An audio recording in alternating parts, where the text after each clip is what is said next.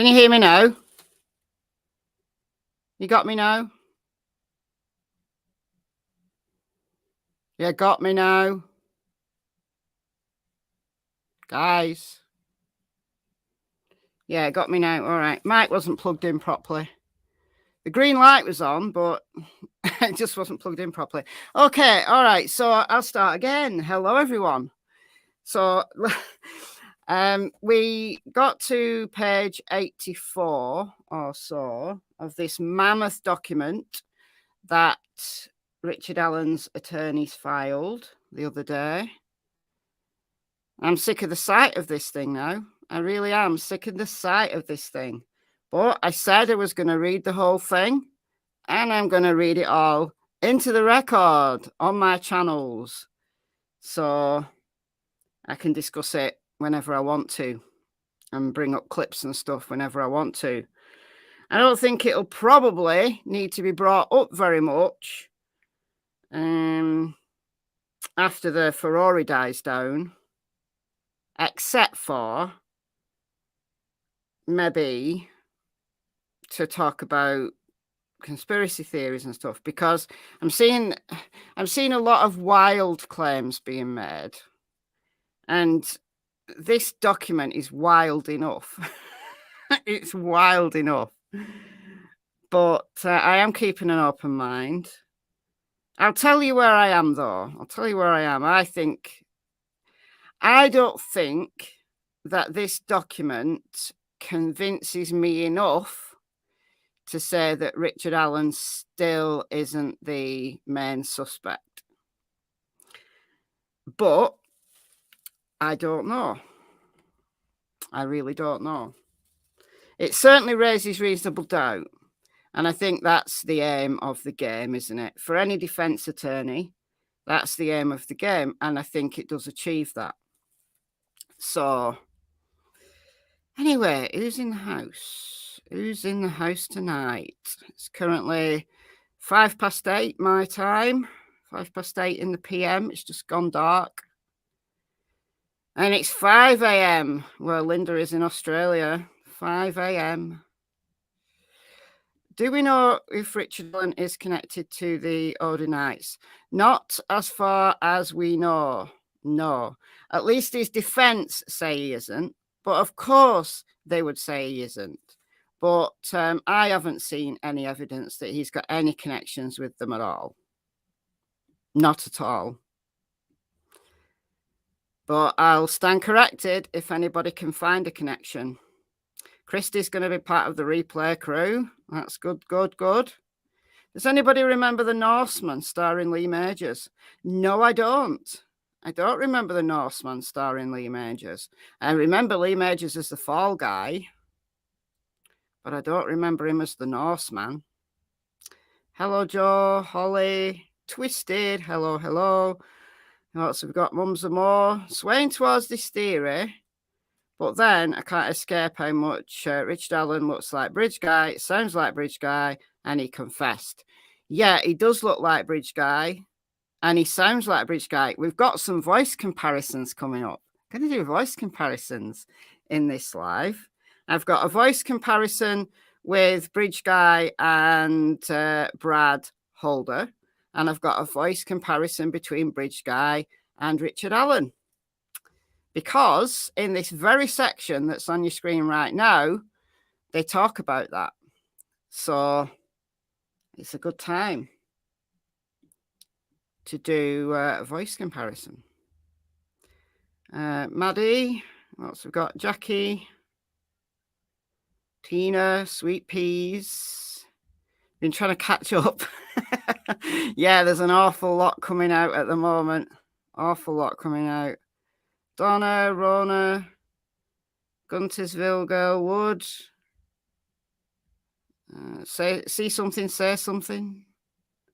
What's that? True Crime Design has a video where she went over how the bridge photo, etc., was placed on the phone purposefully. No. By who? Who would it have been? Who It would have been placed on the phone by. I don't get that. So the actual killer took a video of bridge guy saying guys down the hill. Remember that what the cops have is a bigger video. It's something like 43 seconds. We've literally only got like about 3 seconds of it, like guys down the hill. That's all we've heard. So there may be a conversation with Abby and Libby's voices on it. I mean, there is a reason why they haven't released the whole video. So no, I'm not buying into that. As I said, I'm seeing a lot of different things coming out. Hi, Vicky, Camelot, Plant Lady, Shazza, Kathy. They are. And that's the aim. That's the aim of the game. And they've chosen something that has been discussed by law enforcement and is in the prosecution's discovery.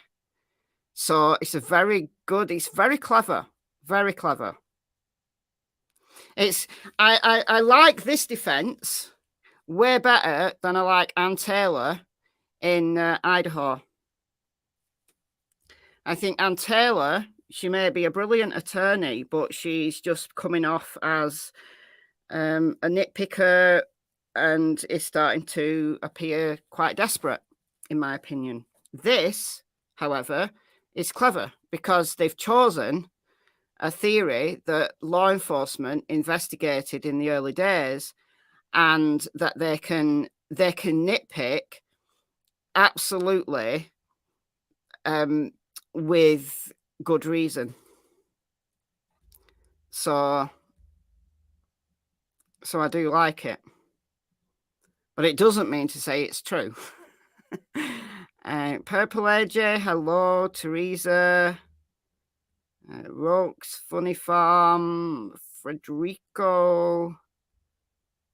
Fainter. I can't say your name. Anyway, I'm going to stop saying hellos now.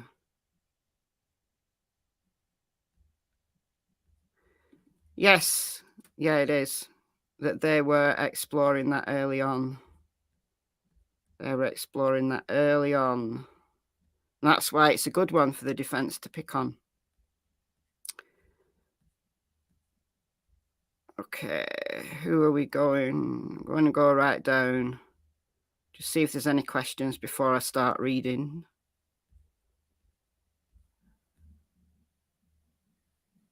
Okay. Any pics of young Brad? No.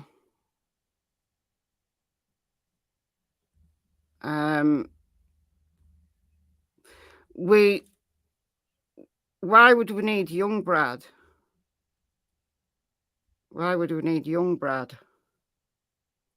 We've got pictures of Brad in 2017 and 2016 that I've been showing. The pictures I've been showing, apart from these, which are his most recent, the pictures I've been showing, this was from 2017. So the same year as the murders. So we don't need it any younger than that, do we? Like it's a DNA sketch. I don't know what you mean by a DNA sketch, honestly.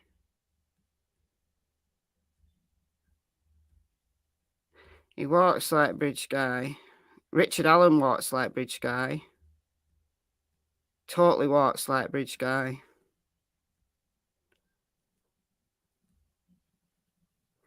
Yeah, there could be Richard Allen and another person or another two people. Absolutely. Yeah.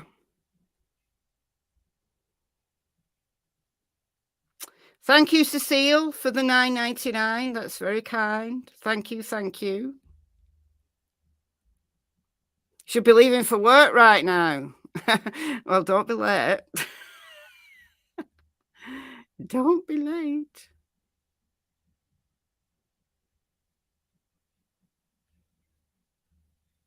Oh, you remember Fall Guy? Yeah, I used to love Fall Guy. I used to really like it.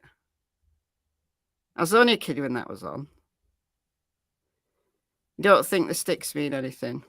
I'm going to talk about the sticks also. Did anybody watch the Court TV piece last night? I've got some screenshots from it.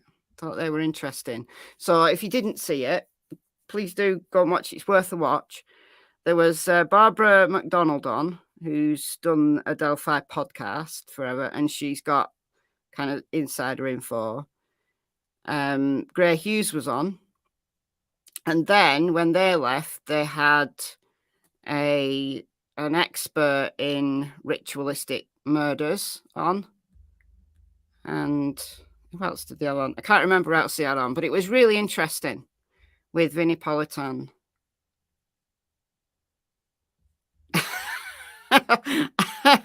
His uneven mustache. I've no idea. I've no idea. Maybe it's like a fashion statement or something. Have I found any photographs of Libby's boyfriend?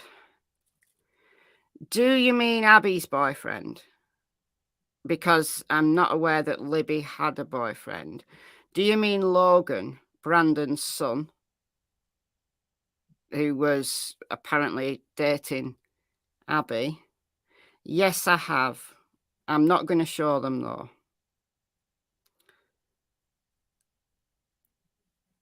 But yes, I have. Does he look like the younger guy in the sketch? No, he looks very young. Very, very young. There's one of him with Abby, and he looks very young.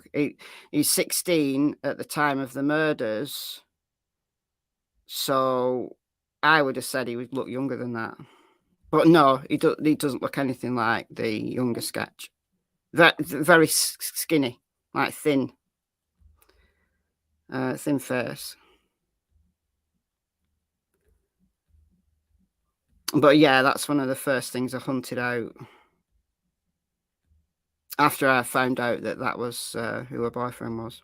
But I'm not going to show them. I've only found a couple. I found a couple with Brad, and then I found one with Abby.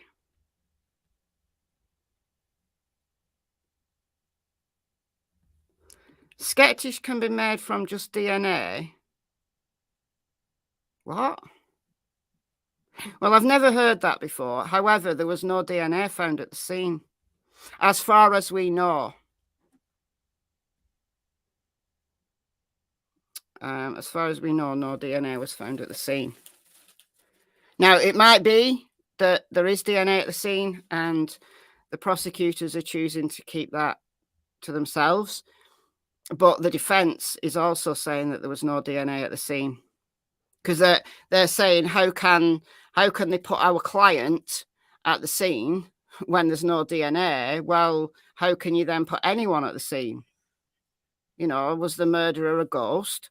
Because you can't put anyone at the scene. Using that argument, you can't put anyone at the scene. So no.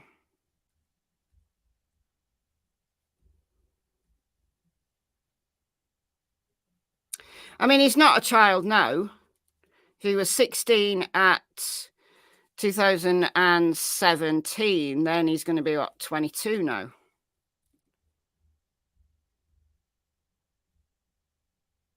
So he's not a child now. But the document that we're discussing doesn't talk about him as a potential suspect. The only reason why I'm naming the names that I'm naming is because they're in this document as potential suspects, or so the defense say. I don't know. I wonder what he thinks. Don't know.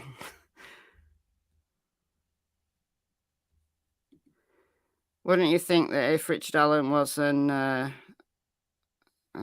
have forensic evidence on his computer and phone? Yeah, yeah, you would. But then again, we don't know what the prosecution got from his computer and phone. All we have from the prosecution is what was in the PCA. And of course, a PCA is an arrest warrant. It's the probable cause to get an arrest warrant. It's a probable cause that this person needs to come in and lose his freedom for a while. And all they need to put in is enough information for a judge to sign it off. And of course, because it's an arrest warrant, the only information that is ever in an arrest warrant is the information that they have up to that arrest. This is what people don't understand about Idaho. Saying, oh, there's not very much evidence, there's not very much evidence. It's like, yeah, but the bulk of the evidence comes after the arrest when they've got the suspect and they're able to get search warrants for properties and this, that, and the third, right? So, it's the same here.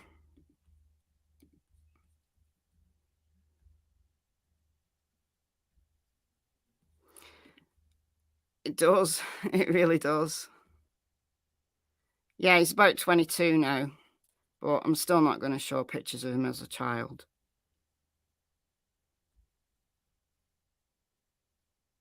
Yeah, I'm going to show some screenshots. Lie detectors done. Don't know. Do not know. No, they didn't collect the sticks. But to be fair, what would the sticks show? I guess the sticks might have DNA on or fingerprints from the killer. But if there's no other DNA at the scene, then presumably the killer or killers wore gloves. Do you think we'll ever know the truth? Yes, I do. In this case, I do.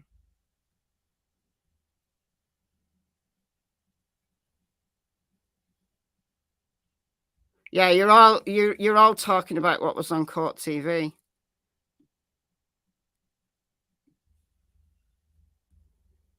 Yeah, they went back when they thought, oh, well, there could be a ritualistic element to it. They went back to try to find the sticks, but what would the sticks achieve? Like, if there's a ritualistic element to it, then the way that the sticks are arranged is the important thing, isn't it? Not the sticks themselves. So careful photography is what's relevant, not the actual sticks, because to remove the body, obviously they've got to remove the sticks. So it's the documentation of the arrangement of the sticks that's important. But if there's no DNA on the victims, and apparently there as far as we know there isn't, then there's not going to be DNA on the sticks either.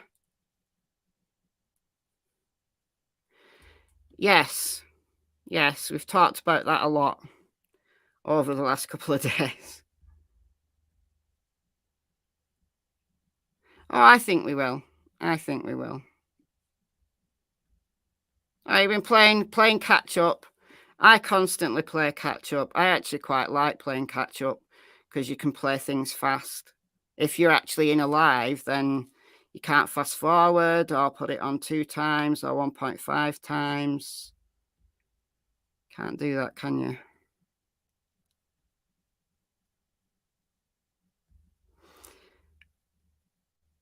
It is a terrible injustice if he's nothing to do with it.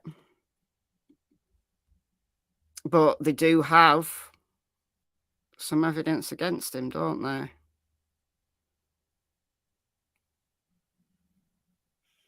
No. No, they wouldn't. All of that stuff isn't going to come out until the trial. They're not gonna provide that until the trial because it protects the integrity of the investigation. So no, we're not going to see that yet. I don't know. That would be between him and Carroll County.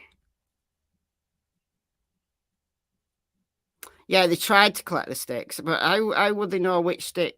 You know, it's like, can you identify one stick from another?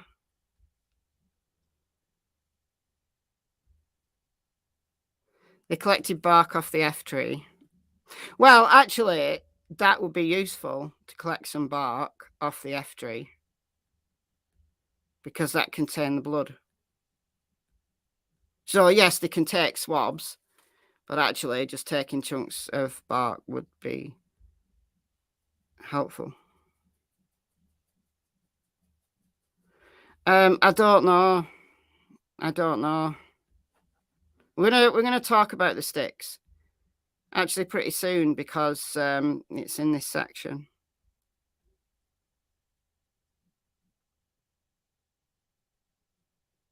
Yeah, we talked about that yesterday.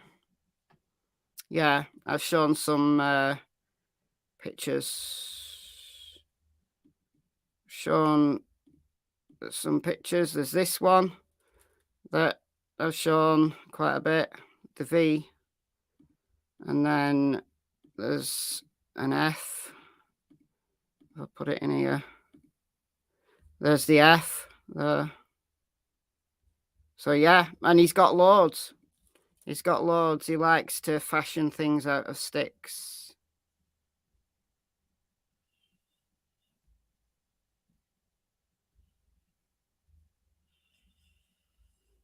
Okay, let's get going. I'm not quite to the bottom.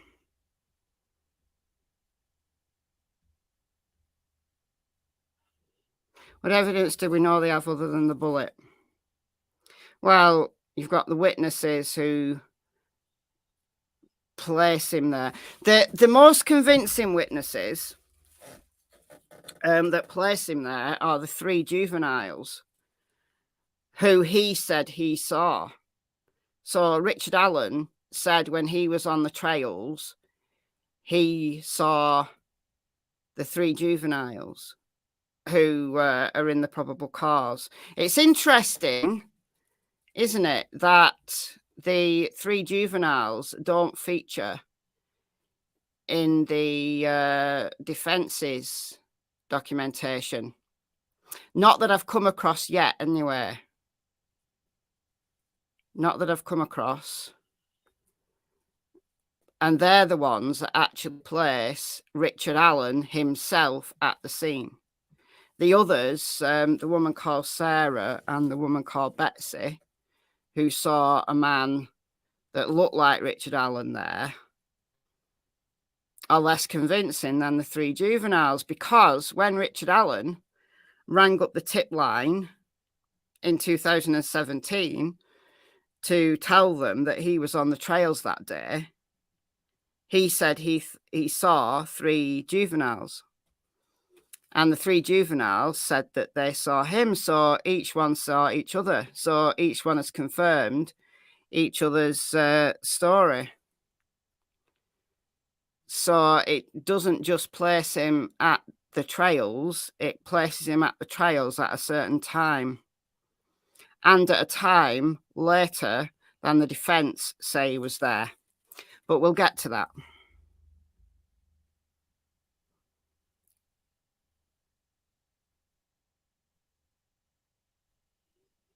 No, not if you wear gloves.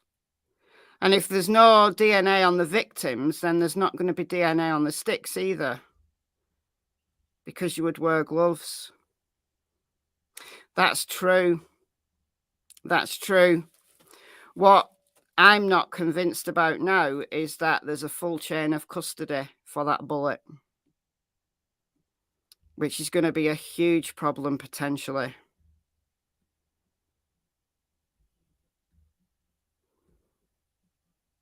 Have they shown a picture of the F? No, all we've got is a sketch, which I'm going to show. No photos from the crime scene have been released, which is understandable. But unless we can actually see the pictures, it's difficult to say, yeah, that's an F, or that's that rune, or that's that rune, without actually seeing the pictures. But it's understandable why they're not showing them, because they're part of the case.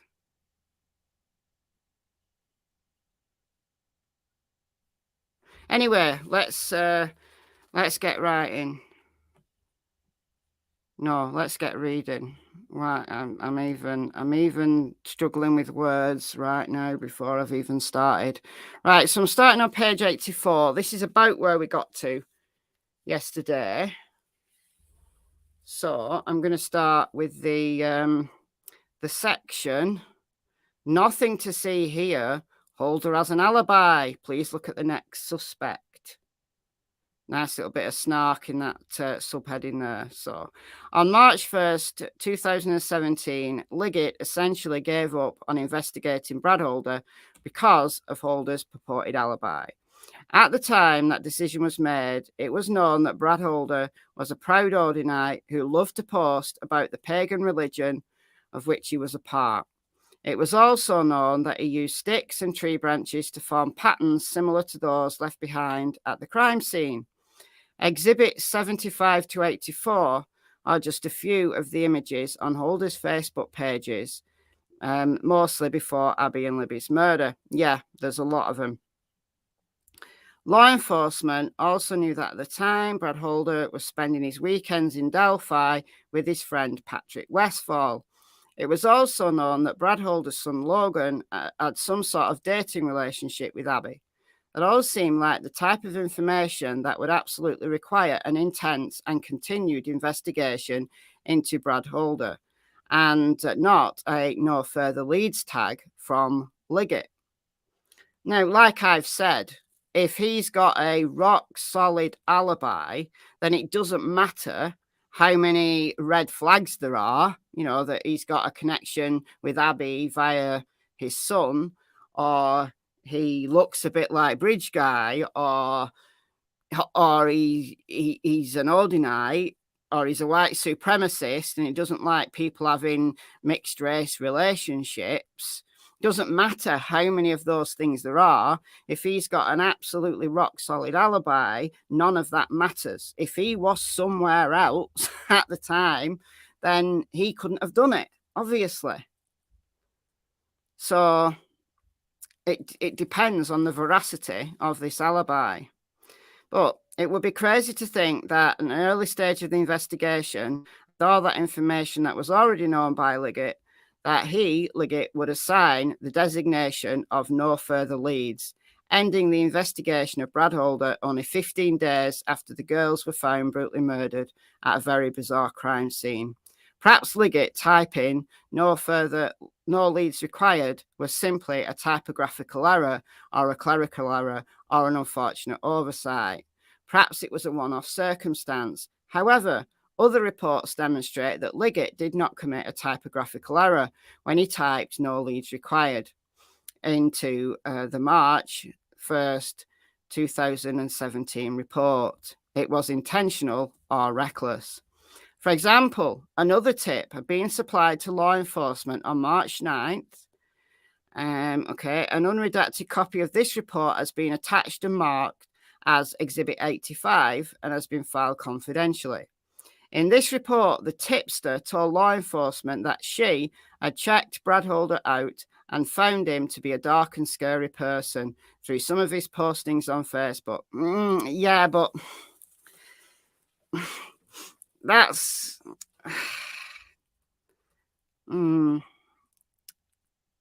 that's the kind of thing that Hawkins County and the TBI don't want people to ring in about in the Summer Wells case, isn't it?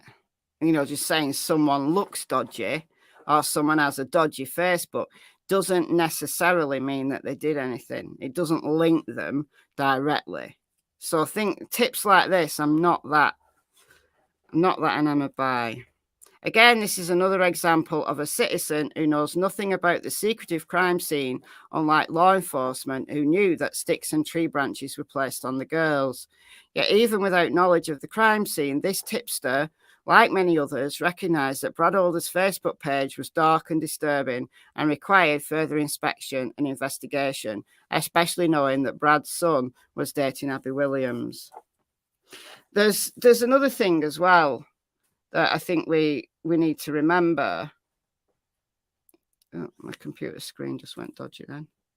Yeah, there's another thing that we also need to remember is that I've completely lost my train of thought. I've completely lost my train of thought. I've been doing that all day.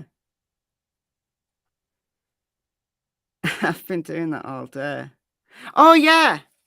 Glitter Witch has reminded me that it doesn't matter if Brad is an Odinite. It doesn't matter if Brad's son is dating Abby. If he didn't know the girls were going to be there that day, and this I'm talking kind of collectively, like his gang, how would they know to be there? I mean, this is something that the defense hasn't, how could they be at the scene waiting for Abby and Libby just based on him having a dodgy Facebook or being an Odinite or Abby being his son's girlfriend? But then again, I'm going to say the same about Richard Allen. This is the confusing thing that I've had about Richard Allen.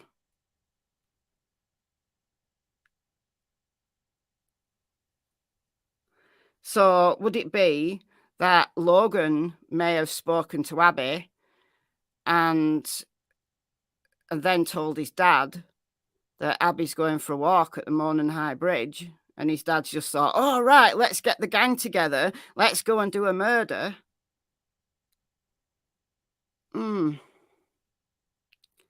Because it wasn't a plan that they'd had for very long.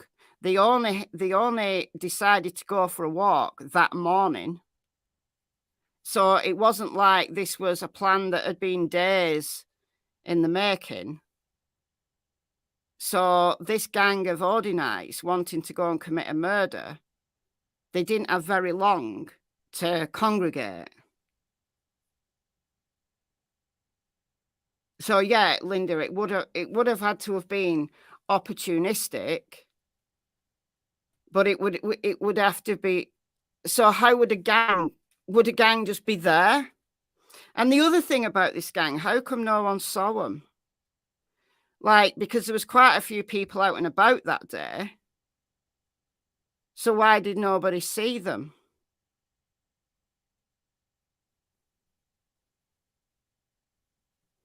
How do you know that, Kayla? Logan was supposed to meet the girls there with Braden Sandisfer. His dad forbade him to go. It was Logan and Abby's 2-month anniversary. How do you know that? Where's that come from? Maybe Abby thought she was talking to Logan, but it was his dad. Yeah. But then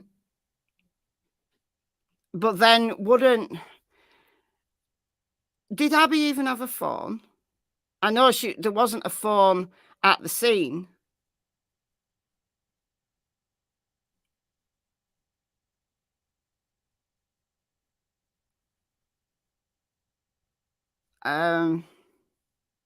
But if Abby did have a phone and didn't take it with her, then yeah, I guess she could have been if she was texting. It just doesn't make, I don't know. But then again, I'll say the same about Richard Allen, because he has no connection that we know of with either of the families. None whatsoever that we know about. So how would he know that they were going to be there? So that would then mean it was either opportunistic, or the only other person apart from the immediate family, like Kelsey, Libby's sister, because she took them there, and then Libby's granddad was going to pick them up, so they knew where the girls were. I don't know about Abby's family. I don't know whether they knew that the girls were there, because Abby was at Libby's. So apart from them, the only other person who spoke to them that we know about was Kegan Kline. So what's the link? And this is the thing that is driving me insane. Is there a link between Richard Allen and Kegan Kline? And if so, what's that link?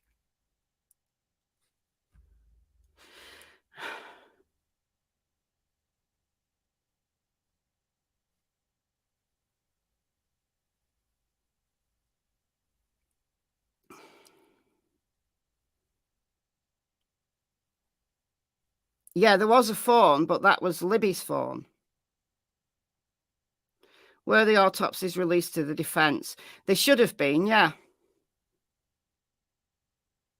They should have access to the discovery, because they're complaining in this document that there's a bunch of stuff that they don't have, but they're not whinging about not having the autopsies, so they should have the autopsies.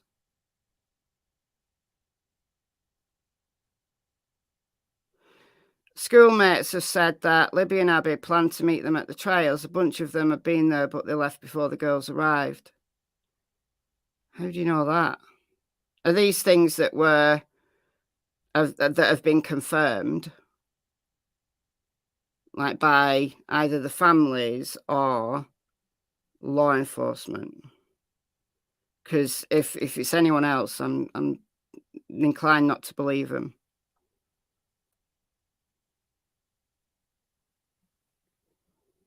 We don't really know that Brad knew.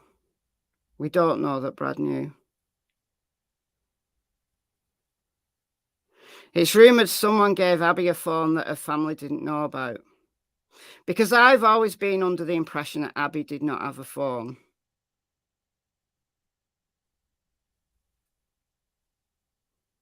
I mean, she was 13, but, you know, some people think that that's too young to have a phone. Logan was 16.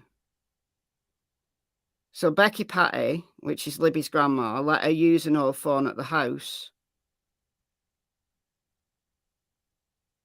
She hid an old phone and could text it on Wi-Fi, but not. I had a 14-year-old girl I used to ground. So Abby didn't have her own phone. We don't know that Brad told Logan not to go.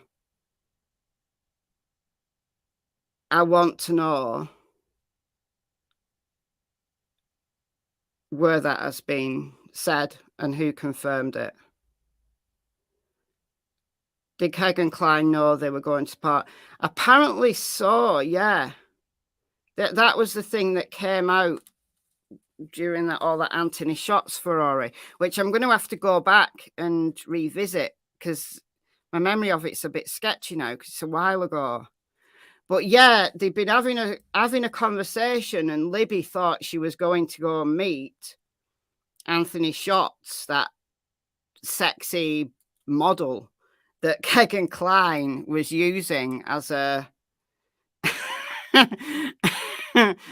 as his pictures. So that was the story that we've heard, that Libby thought she was going to go and meet someone. Now, how serious that was, I've no idea. But yeah, that Kegan apparently did know where they were going. But yeah, it's not Kegan or Tony or anyone else connected to the Klines that has been arrested or is even now a suspect for these murders.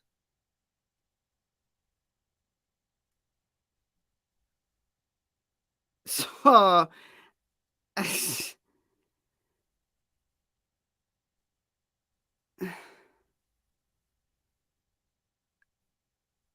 who suggested the trails to the girls? They went to the trails a lot. I think everyone round there went to the trails. Because like it's just a place that people in that area went to.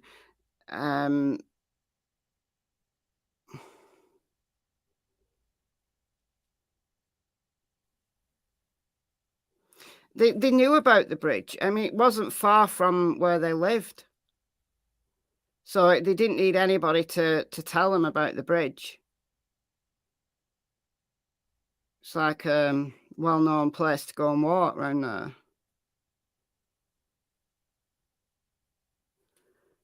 Erin says, I need to go and look more into ritualistic murders to see if there have been deaths similar to this.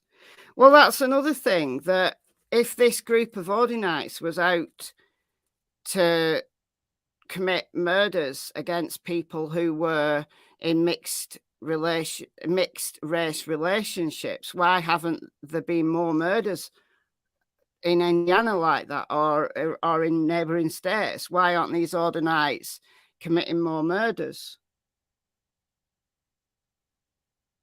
It is weird to plan a ritualistic sacrifice in broad daylight in a public place. However, the murders themselves were committed on private land. That's why Ron Logan was a suspect for a while, because it was actually his land. So yes, you had to go through public land to get to Logan's land, but that's why they crossed the river. So it was known that this was private land. So it had to be somebody who knew where the private land was. It has to be somebody local to that area, I would think, unless it was just a complete coincidence that the murderer took them there.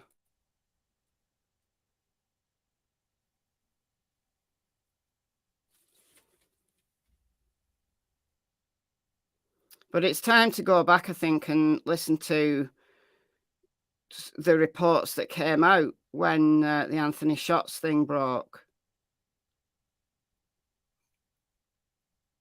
to remind myself. Anyway, let's get on with this. So, as this tipster proclaimed to law enforcement about Brad Holder, you want me to check him out? Except the problem was that Tony Liggett did not want to check Brad Holder out. Quite the opposite. So we've got a footnote here. After Richard Allen was arrested, Defence Counsel even received a tip as far away as Australia from a gentleman named Joe Lewis, who thought the defence should focus on Brad Holder based upon a review of Holder's public Facebook posts. His Facebook does have red flags in it. I'm gonna say it does, but it's trumped by a rock solid alibi if there is one. After reviewing that particular tip sheet, Exhibit 84, as you can see at the end of the report, Liggett wrote, "No leads required, has been covered." Essentially, Liggett was saying, nothing to see here, please move on to a different suspect. In fact, as it relates to this tip, Liggett was doubling down on his concluding remarks by stating both that there was no leads required and that Brad Holder has been covered. There could be no doubt whatsoever that as of March 13th, when Liggett wrote down those words, that Liggett did not want Holder checked out any further as a suspect. Did Liggett's refusal to investigate influence other law enforcement officers to clear Brad Holder as a suspect? Yes. March 14th, tip came in. Unredacted version is Exhibit 86, confidential. So they let law enforcement know that he had reviewed Brad Holder's Facebook and posts and felt that Brad Holder had put off a bad vibe. Look, that's not a tip. That's not a tip. Just somebody giving you a bad vibe's not a tip. This lead was evaluated by Kevin Hammond.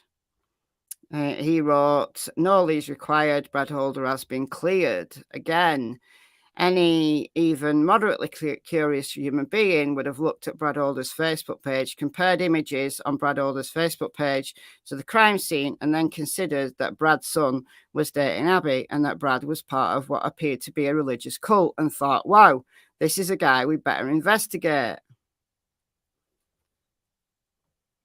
I've got to agree. I do have to agree that I'd have wanted to really ring him out. I'd have wanted to, really shake him, really shake him to see what fell out. Instead, Hammond followed Liggett's lead. In the system, Liggett had already cleared Holder. So that is exactly what Hammond did when entering his findings into the system. Now, two members of Unified Command, Liggett and Hammond, had both disregarded the already mounting evidence that possibly pointed the finger at Brad. Both Liggett and Hammond had stopped the investigation into Brad dead in its tracks by claiming that Brad had been cleared only 4 weeks after the girls were murdered. Did any other law enforcement officials clear Brad? Yes. March 19th, another tip came in, believed that Brad sounded like the man on the famous audio release by law enforcement. An unredacted copy of this tip is attached as Exhibit 87, filed confidentially. This time it was FBI agent Michael Peasley, following the lead of Liggett, who indicated that at the bottom of that report, Holder has been cleared. Okay.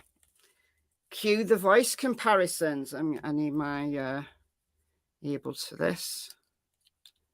Okay, we're going to listen to some voice comparisons.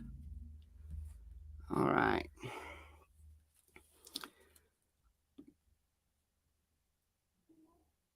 Oh, it's doing it again. Why are you not finding my AirPods? This thing is stupid. Go away. Where's my Bluetooth thing you've got gone?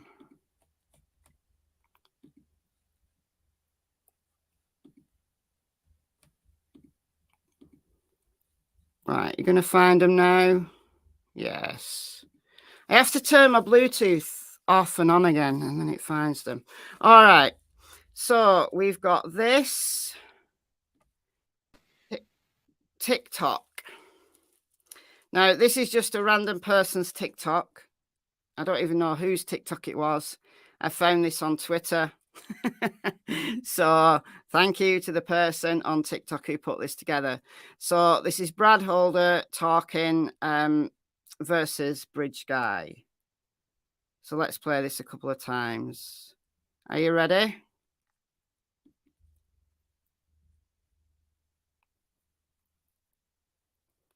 Can you hear that? I can't hear it. What's going on with my pods?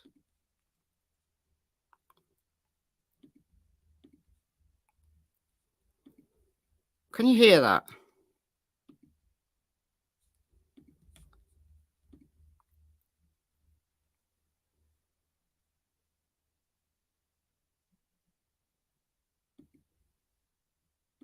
Why is it not? Hold on.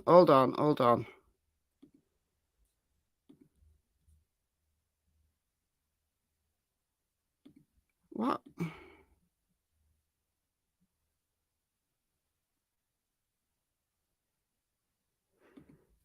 No, there's no sound because nothing's happening with the video. Can you hear me, though? Can you hear me? No, the video's not playing. That's why you can't hear anything. Oh, it's playing now, but it's pretending to play, but there's nothing moving. Can you hear me? You can hear me. That's good. Right, we'll do it this way. Because that's a stupid thing. Right, we'll do it this way. Hold on a minute. The video feature on StreamYard sometimes doesn't work. for some reason. So we'll do it this way.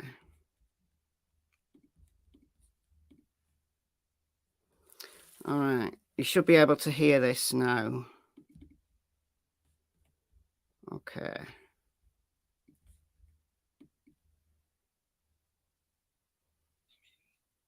Can you hear that?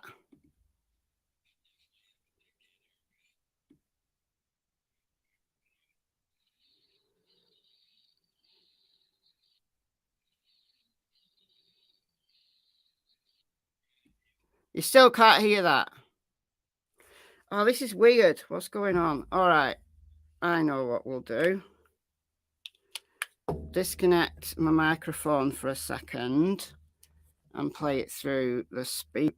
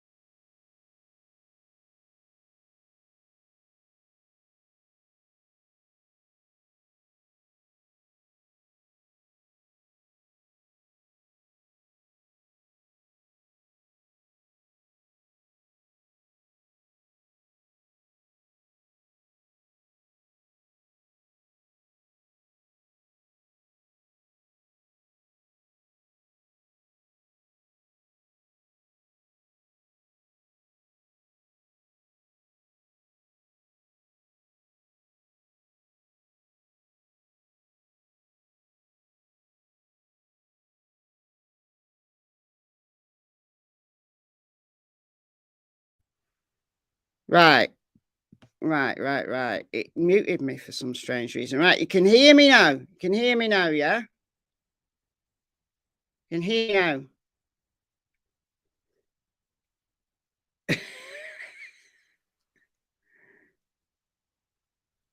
Can you hear me now? Good. Right, we'll play this again. So I've let it run a couple of times anyway.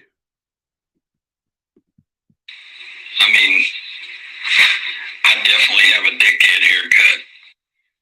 Okay, fact one.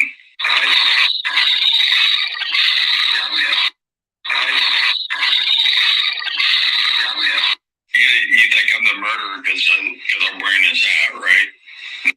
How about this hat? Does this hat trigger you? What kind of haircut do you have, Karen? I mean, I definitely have a dickhead haircut. Okay, fact one.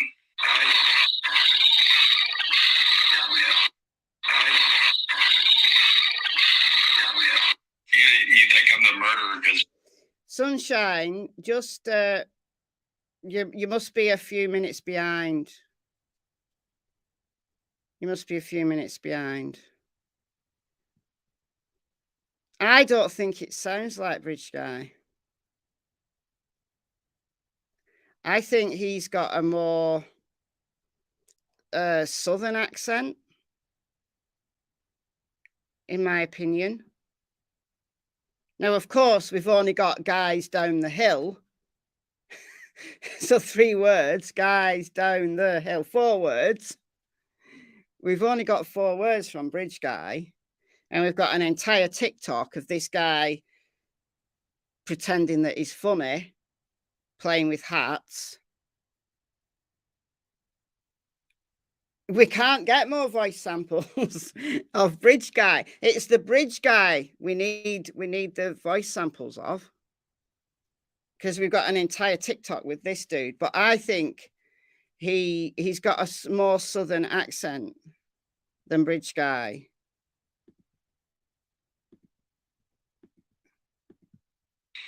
I mean, I definitely have a dickhead haircut. Okay, fact one.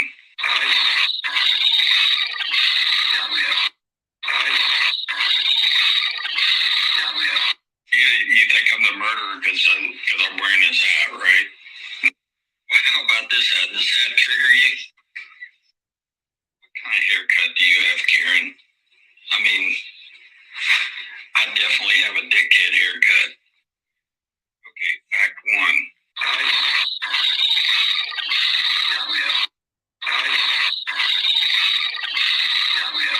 You think I'm the murderer because I'm wearing this hat, right? I don't know. I don't think it sounds like him. But of course, we've also got a distortion on Bridge Guy's voice. Okay, let's now play Richard Allen.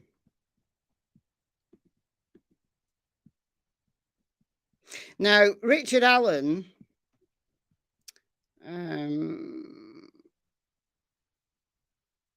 no, I'll leave my microphone off for now. So I'll just carry on playing these through the speakers just for now, just in case we have any more audio issues. Okay, so I've found this. What's the obsession? Put this little video together. Now, we're very limited on any voice clips from Richard Allen. Date of that Brad video, I don't know. I found it on TikTok, but it must have been after the murders because he was taking the mick out of, you know, people saying that he looked like Bridge Guy with the hat.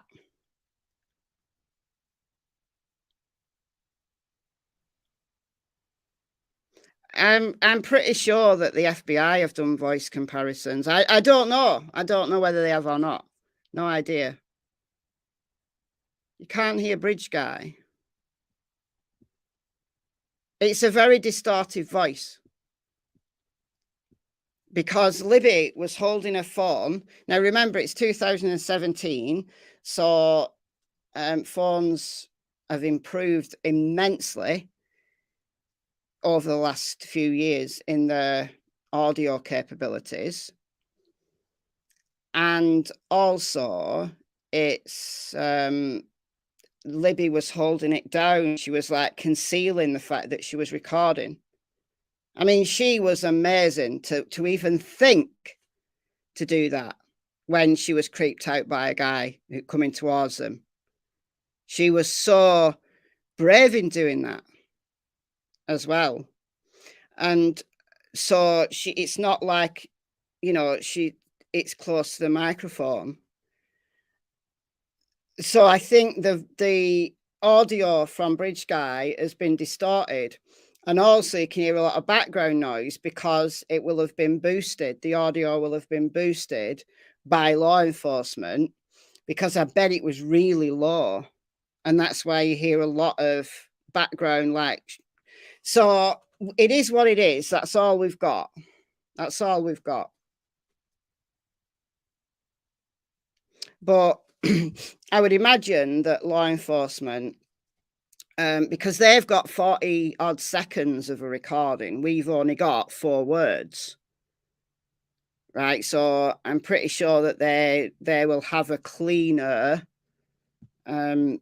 version. The original Down the Hill was clearer.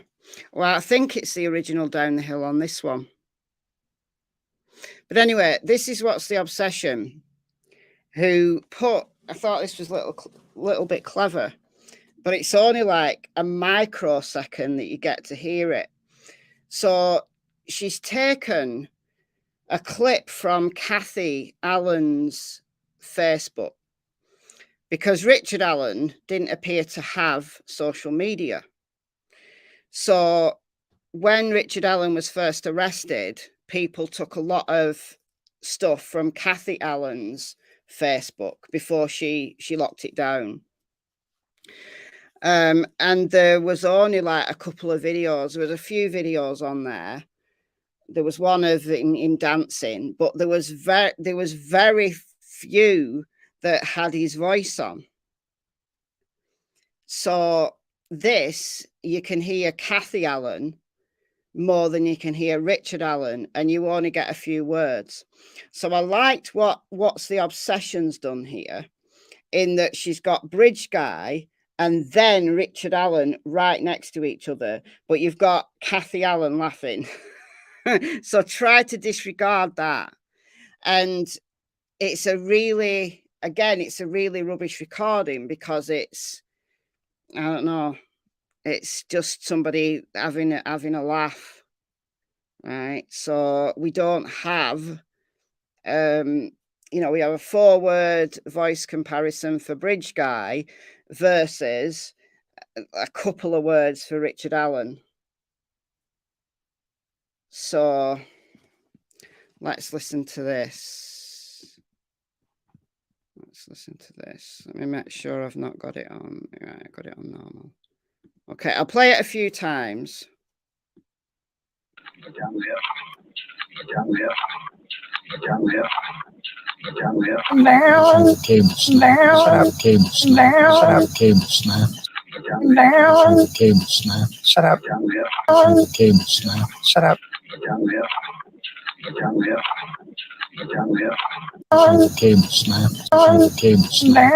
Cable snap. Cable snap. Shut up. So I don't know how well you were able to hear that. It's Kathy Allen doing some silly singing. And I think Richard says shut up or something like that.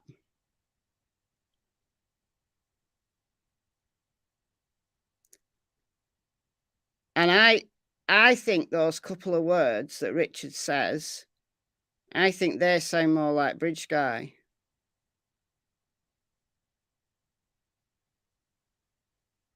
I don't know. I genuinely don't know. We don't have enough to go off. We don't have enough to go off. I'll see if there's any more. Rich Allen voice comparison to Bridge Guy. This is Crime Catalyst. No, I haven't checked this out, so.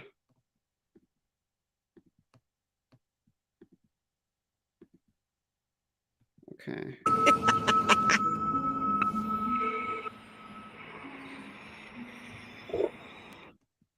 We've got his voice on here.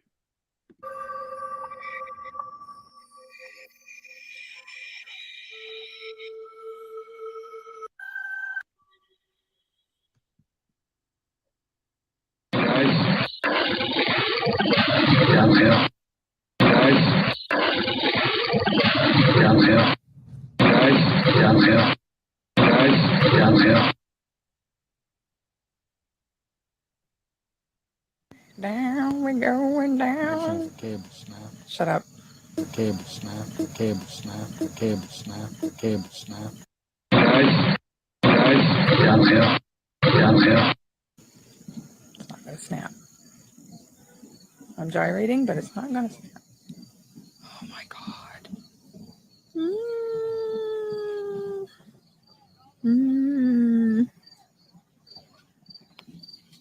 There's the wheelchair coming up. There's the wheelchair coming up. There's the wheelchair coming up. There's the wheelchair coming up. Downhill. Downhill. Downhill. What? Oh my god. Lonely wheelchair. Wasn't that interesting? I've not heard that clip before. So that's interesting. No. Downhill. There's the wheelchair coming up. There's the wheelchair coming up. There's the wheelchair coming up. He's saying there's the wheelchair coming up. Downhill. Downhill. Downhill. What? Oh my god. There's the wheelchair coming up. There's the wheelchair coming up. There's the wheelchair coming up. There's the wheelchair coming up. Downhill. Downhill. Downhill. What?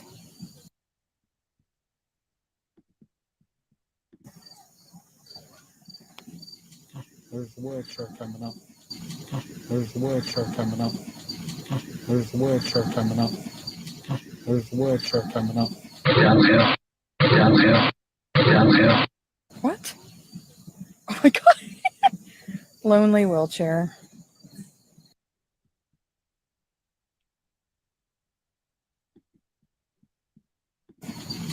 There's the wheelchair coming up. There's the wheelchair coming up. I think that does sound more like him.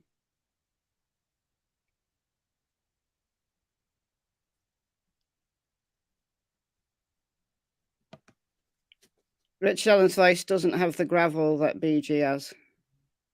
Yeah, but remember that there's a lot of distortion. There's distortion in the... Hold on. What's the obsession had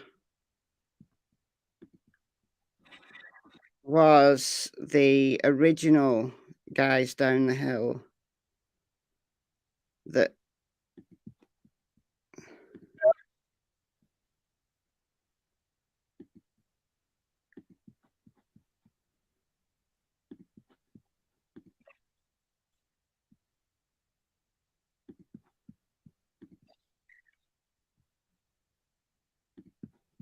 Can't find it. Right. Right, we'll play this one because this was the first one that was released, Down the Hill, and then they released another one with an extra word, Guys Down the Hill. So listen to this and then listen to Richard Allen. There's the wheelchair. Right, listen to Bridge Guy.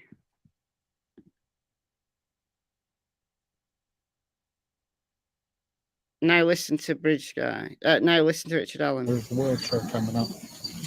There's the wheelchair coming up. There's the wheelchair coming up.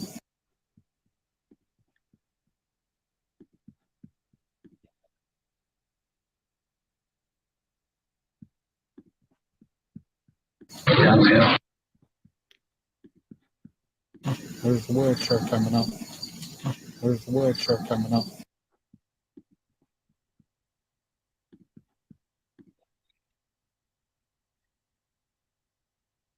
I think that sounds like him, you know. No. There's the wheelchair coming up. There's the wheelchair coming up.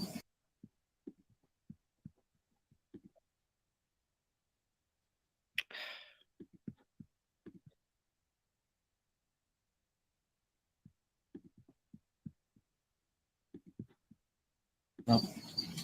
There's the wheelchair coming up. There's the wheelchair coming up.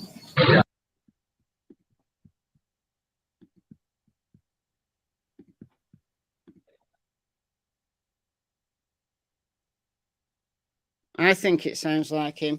Comparing that slightly clearer version of Down the Hill with there's that wheelchair coming up. I'm going to take those two clips and I'm going to put them side by side.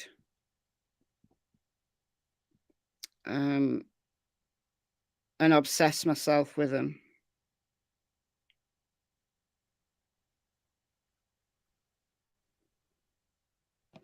There's a news clip of No One Can Find Now of a policeman saying, everyone assumes the voice on the audio is the bridge guy, but that may not be so. No one knows how many were involved. That's true. That's true.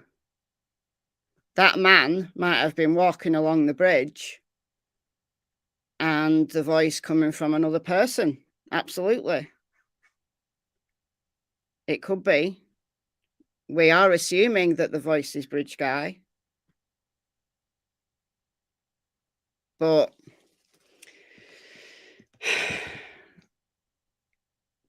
we just don't know.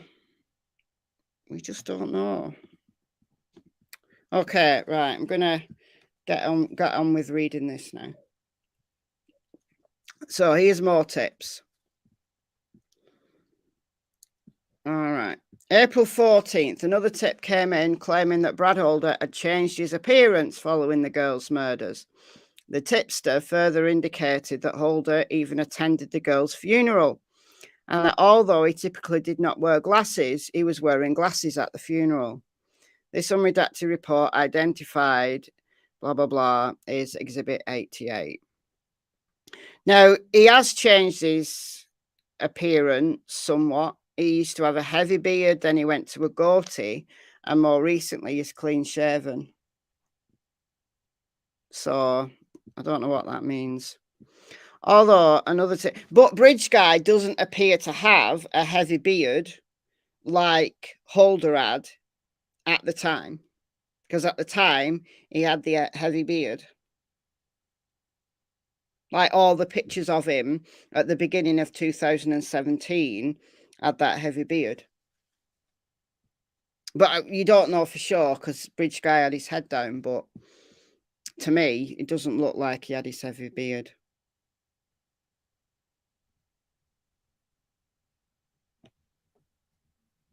Okay, 2 women posted to a Facebook group that Brad Holder was responsible for the homicides. Oh, well, just because 2 people in the Facebook group said it, it must be true. The tipster saw this post and told the police the contents of that post. The tipster went on to summarize: Holder is a pagan, murdered the girls as sacrifices, and left an F on the victims' bodies. Holder's son, Logan, is Abigail's ex-boyfriend. Well, obviously, the F left at the scene is not left on the girls' bodies, rather on the tree, painted using Libby's blood. However, how would this information concerning the letter F have ever been known to anybody to talk about? Curious person might ask, could it be that someone who participated in the murders had talked about the crime scene with someone? No. Actually, the crime scene details did come out very early on.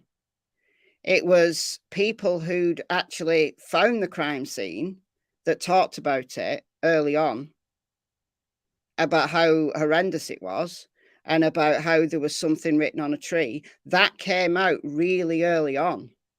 So the people in the Facebook groups would have known that from people who knew what that crime scene looked like, talking in those Facebook groups very early on. And that could be how that Elvis guy that we talked about yesterday knew about the crime scene. That he'd been looking at Facebook and whatever else and hearing those stories.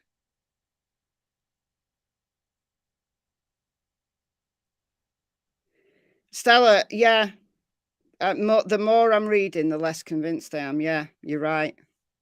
I think actually it's probably because I've been doing this for a few days now. So I've been mulling it over and I've been thinking, well, what about this and what about this and what about this? So, and also this document, it keeps saying the same thing over and over. Like they've come with lots of exhibits. Now, obviously, we haven't seen the exhibits, but they've talked about the exhibits. And many of these so-called receipts are what people have said in Facebook, or what people have thought about Brad. To me, that's not evidence. That's not evidence of anything. That's someone's opinion. Like, I criticize people for that, for doing that. So why shouldn't I criticize these people for believing that these are actual tips when it's just somebody saying, oh, this person looks dodgy?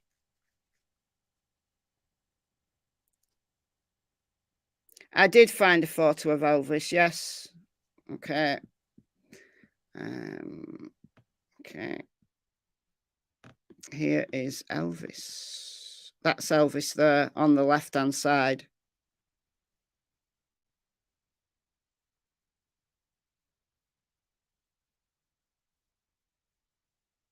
Don't you think the Elvis comment about horns is wild, though? I do. I do. That is wild. I do. Because I'd not heard that. That was the things about the sticks and the horns. I'd never heard that before. Now, whether they were talked about, the only thing I'd heard is about the writing on the tree and about how the girls were stabbed. I'd heard that early on. But the sticks and the runes and the horns, that was news to me. Yeah, Kyle would say it was aliens. Yeah, he definitely would.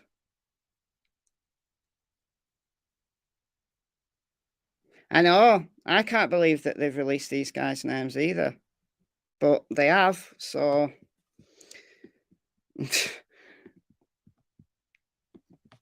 we're reviewing what the defense has put out. Law enforcement should have viewed this tip as something extraordinarily important because it was a tip that provided secretive information. Wasn't exactly secretive, though. Okay, the tipster should have been interviewed. Yeah, could have been. The Facebook group members could have been interviewed. Yeah, could have been. State police or FBI tech people could have tracked down the people that posted this information to determine where they received this information. Yeah, they could have done. Could have done. Instead, what happened? As you see on intake numbers, any potential investigation stemming from this potentially game-changing information of someone's knowledge of the letter F being involved in the crime scene ended before it even began. The defense has marked an unredacted copy of this report, Exhibit 89, as confidential. Law enforcement officer that initially evaluated the tip must have understood the importance of mentioning letter F because conduct follow-up was the request made. However, the next person in the chain, Roland Purdy, upon reviewing the tip, simply followed the previous lead of Liggett and Hammond. It came to possible investigation of the tip generated Purdy in a report called Brad Holder, fully covered. Okay. Who were these people that somehow knew about the F at the crime scene, and how did they obtain this information? The world will never know because Trooper Purdy followed Liggett and Hammond's lead and buried that tip by claiming that Brad Holder had been cleared. To conclude this section on evidence of Brad Holder, Rich Dallen's defense team would tell the court that Liggett was aware of the many ways detailed in this memo in which Holder was tied to the Delphi murders. Okay. So this is Liggett answering the defense counsel's questions on August the 8th. Question. Okay, so Brad Holder then. So was there any other reason that Brad Holder was a suspect, or at least a person of interest, other than he was his son Logan dated Abby? Answer. I'm sure there was, but I don't recall without reviewing this information. Nothing stands out to you as you sit there about why Brad Holder might be a suspect? No, other than the connection with his son. Correct. Okay. It was a while ago, to be fair. Liggett was on the Unified Command. Liggett was heavily involved in the investigation of the murders. To feign ignorance like that concerning Brad Holder of the investigation is astounding. At this deposition, the defense made a strategic decision. I'm just going to plug my microphone back in.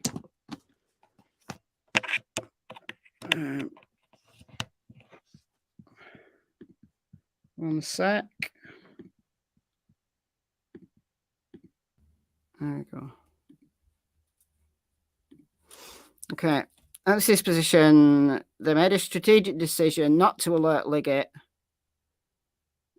that it was fully aware of the Odinist ties to the crime scene, as well as the evidence linking Holder to the crime scene. The defense wanted to determine whether Liggett would be honest or whether he would try to water down any discussion of Odinism or Brad Holder in an attempt to keep the defense off the scent of Odinism and Holder. Liggett took the bait. The dialogue provides insight into Liggett's mentality. He was going to get the defense to believe essentially that there was nothing to see here concerning Brad Holder and Odinism. Have I already gone past the 92-point list? Yes. Did that the other day, Daniel. So go and check that live out. So not yesterday, the day before. It's the one about the crime scene. I think it says crime scene in the title. Okay, Unified Command was fully aware of the Murphy Ferenczi click investigation tying Johnny Messa and Elvis Fields to Brad Holder. Thank you, Grace, for the $4.99. Thank you, thank you. In this deposition, Liggett had the opportunity to open up and say something like Brad Holder was heavily investigated. There was even a thought that he was tied in somewhere tied into some guys down in Rushville. If you don't have the evidence yet, let me get that for you. In the end, we didn't think he'd added up. Instead, Liggett took the bait and obviously tried to steer the defense away from the Brad Holder evidence linking Holder to both the crime scene and the Rushville crew. With Liggett's answer here, it's not surprising at all, zero, that Rick's defense team did not receive important discovery concerning the Rushville investigation, particularly clicks. April 28th, 2023, certified letter to McClelland until September 8th. Again, McClelland only provided this discovery after Liggett. The prosecution realized that the defense was fully aware of the Rushville connections, and it was only a matter of time before we would learn, blah, blah, blah. Liggett either intentionally or recklessly concealed the Odinite Brad Holder. Look, the defense should be given the full discovery. The prosecution shouldn't be holding things back. They should be given the full discovery. They should. I agree with them. Had the judge known of this concealed evidence, then Dina would not or should not have signed the warrant. Because what they actually want is for the search warrant information, so the stuff that they got from Richard Allen's house, to be null and void, basically. And that the defense not dug in hard and found the needles in the haystack that led to its knowledge of Holder and Odinism, then the defense may never have thought to ask for the missing discovery. And McClelland would never have turned over the click letter to the defense. Without the click letter, the defense would not have learned of other exculpatory evidence. The facts show that Liggett acted intentionally and recklessly. Elvis. Let's talk about Elvis now. So we talked about him somewhat yesterday with his links to Brad via Johnny Messa.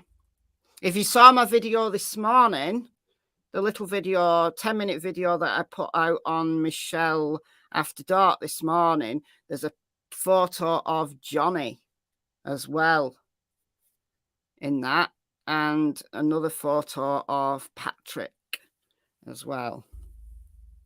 And also, I found out what the hand sign means that Patrick always does in his photos. Let's go and check that video out. It's only 10 minutes. Okay, the defense have previously discussed and presented the side-by-side photos that demonstrate that Elvis was mimicking Brad Holder by taking time to recreate Holder's Facebook posts. They then post the recreated Facebook post, blah, blah, blah. Okay.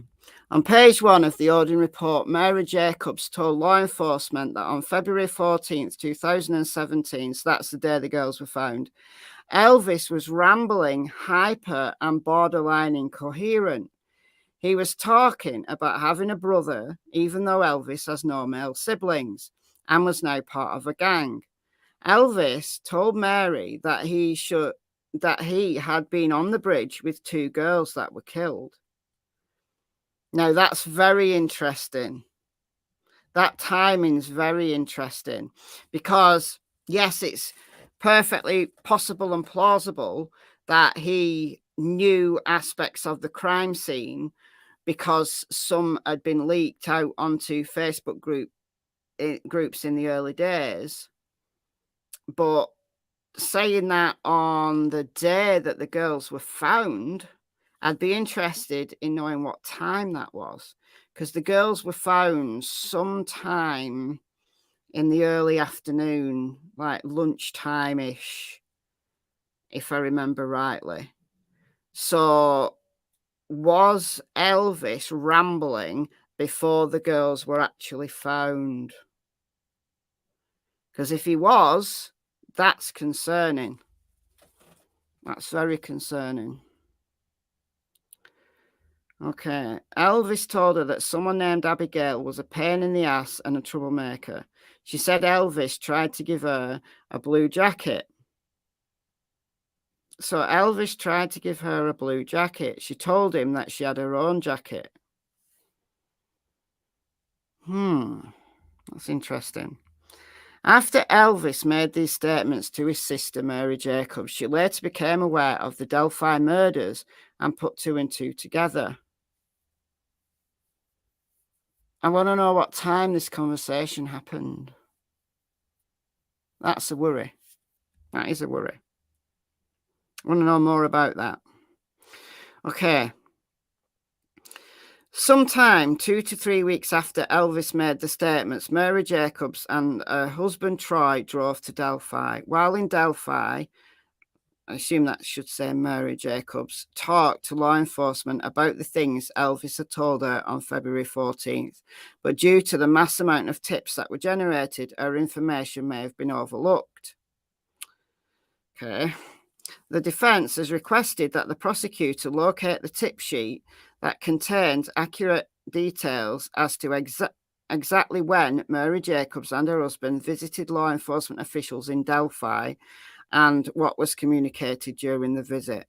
Unfortunately, this is another piece of evidence the defense has not received. So, what's this? This unredacted intake sheet, Delphi double homicide, written on top. Okay, that is Exhibit 90. If my spit is found on the girls, but I can explain it away, would I still be in trouble? In December 2018, so we've discussed this before. This was written earlier on as well. In December 2018, Mary Jacobs enlisted the help of an old acquaintance of hers named Misty Moore. Since law enforcement had not followed up with Mary from earlier in the year when she drove to Delphi and described what Elvis had told her, Mary was still concerned that Elvis was involved in the murders, but nothing was being done about it. Misty worked for Homeland Security out of Greenfield. Excuse me. And Mary was hoping Misty would assist in locating someone from law enforcement to become interested in Elvis.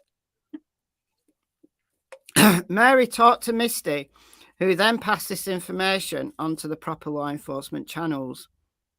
In January 2018, Mary was interviewed. So when was that? Well, that must have been 2017 because she's enlisting the help then.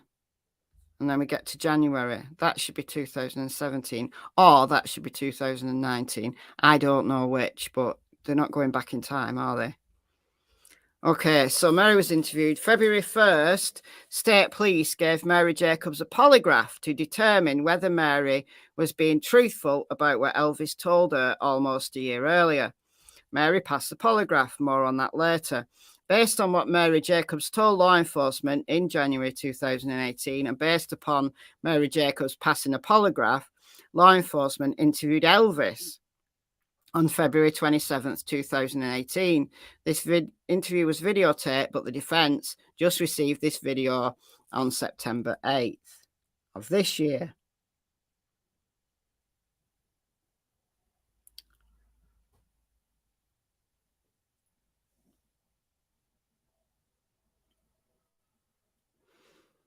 Crime found about noon. Yeah, it was early, very early afternoon. Jerry Holman from Unified Command conducted this interview. Kevin Murphy was also present. During this interview, Elvis agreed to take a mouth swab that would be used for DNA. Jerry Holman and Kevin Murphy, both with the state police, explained the purposes of the mouth swab with Elvis, so he was aware that the DNA from his mouth swab would be compared to any DNA from the crime scene. At the conclusion of this interview, Trooper Murphy dropped Elvis off at his trailer. As described on page 1 of the Odin report, after Elvis exited the police vehicle and walked towards his trailer, Elvis turned around before entering his house and walked back to Trooper Kevin Murphy's vehicle. When Elvis came near the squad car, Elvis posed a question to Murphy. What would happen if his spit is found on one of the girls, but he had an explanation? Would he still be in trouble? Elvis then walked back into his trailer. So, okay. Upon hearing that troubling but incriminating comment, Trooper Murphy immediately called Unified Command and communicated with Detective Jay Harper. On August 22nd, 2018, Elvis's other sister, Joyce Moffat, was interviewed by law enforcement, Kevin Murphy and Greg Ferenczi. On 2 previous occasions, Joyce had denied that Elvis had made incriminating statements to her. However, in this 3rd interview, Joyce reluctantly recounted to Ferenczi and Murphy statements that Elvis had made to her in the fall of 2017. Is Elvis still alive? Yeah, I believe so. Okay. All right. According to Joyce, sometime in the fall of 2017, Elvis moved in with her following the death of her boyfriend. Joyce recounted the following statements Elvis made in the kitchen in October 2017, a time when they were living together. I am in a lot of trouble. I am going away for a long time. I was on the trail and that bridge with those girls when they were murdered. There were 2 other people there and me when it happened. I spit on one of the girls after they were killed. Well, that's a bit concerning. That's a bit concerning. Especially if no DNA was found at the scene. At the crime scene, as we believe. Maybe there was DNA. I mean, what on earth is this all about?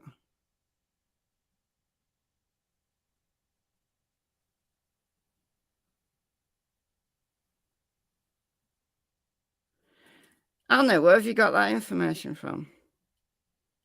Sheriff Leesby said that they have DNA, but it's not what anyone imagines. I have no idea what he means. Well, I know that they found animal hairs, didn't they? That came out in the Ron Logan documentation. That's something else I'm going to have to dig out. I don't have it on this computer. I have it on my old one. I'm going to have to dig it out. I'm sure it was on that in that documentation that it said that they found animal hairs. It may have been somewhere else that I heard it. Because didn't they dig up, is this a rumour or is this true? Didn't they dig up Richard Allen's cat?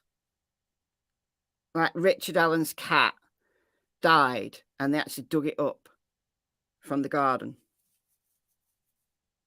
That's what went around. I don't know whether that's true or not. To get a fur sample. Could have been wild animal. They were in the woods overnight. Could have been, yeah. Could have been. But they'd know what species the animal was from the DNA. Or at least they'd be able to rule out dog and cat. They'd rule out... because Richard Allen had a cat that died, and he also had a dog. So they'd be able to rule out dog and cat hair if the animal was a wild animal. They'd be able to tell that. Okay. Not only but also Brad Holder also has a dog and a cat. Not only did Elvis make... Oh, and also Elvis has a cat as well. Or at least he did have a cat. There's cat pictures on his Facebook.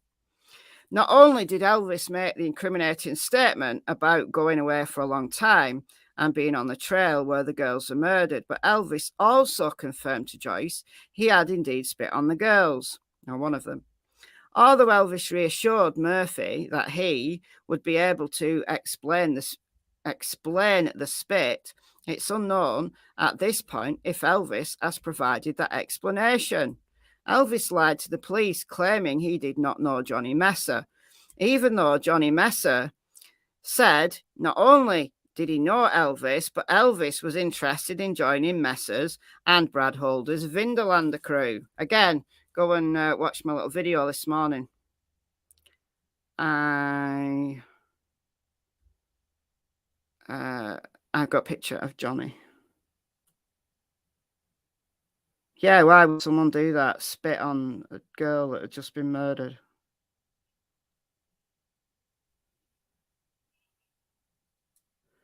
The cat died naturally. Kathy Allen made a post about it.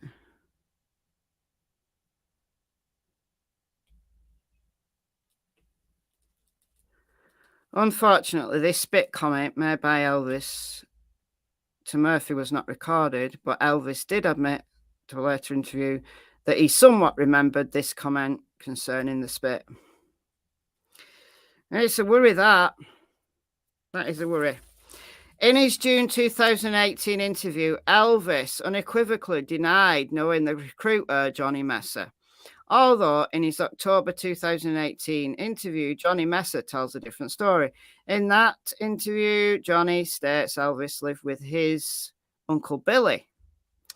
Johnny Messa further stated that he would take firewood to his uncle's home during the winter that Elvis was living with Billy.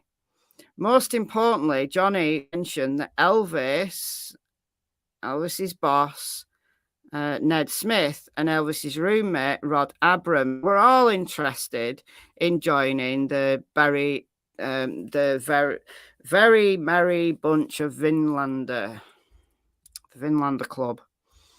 Remember, Brad Holder was also affiliated with that club. However, Johnny Messa claims that the Vinderlanders would not be interested in the likes of Elvis, Rod, and Ned. The importance of Elvis lying to the police about knowing Johnny Messa cannot be understated. Elvis had to know that if he was connected to Johnny, then he would eventually be connected to Brad. It should again be noted that it's interesting that Ned pursued an attorney for Elvis and that Ned wanted to sit in on Elvis's October interview. In doing so, Ned was able to learn what type of questions were being asked of Elvis and provided Ned the ability to end the interview if Elvis wanted to say anything. What? Why is Ned allowed in the interview with Elvis? Why? So it's his boss. Why is his boss allowed in an interview?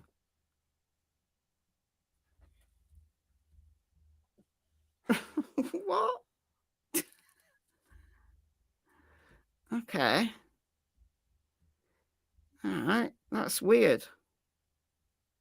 All right. This person who wanted to sit next to Elvis at the interview had previously paid for an attorney for Elvis. It's the same Ned Smith that, according to Johnny Messa, wanted to join Brad Holder's Vinderlander crew. Okay, let's read this. Elvis's June 18 interview, approximately at the 15:20 mark, so Exhibit 92, this denial is important as it's evidence Elvis knew that a connection with Johnny Messa would connect him to Brad. Okay.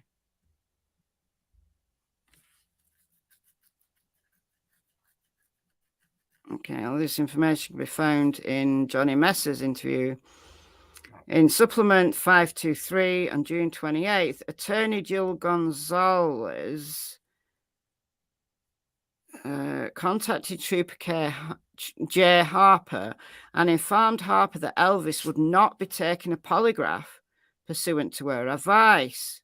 Trooper Harper told the attorney that if Elvis refused to take the polygraph, that Elvis would not be excluded as a witness and would always possibly be under consideration as a person of interest.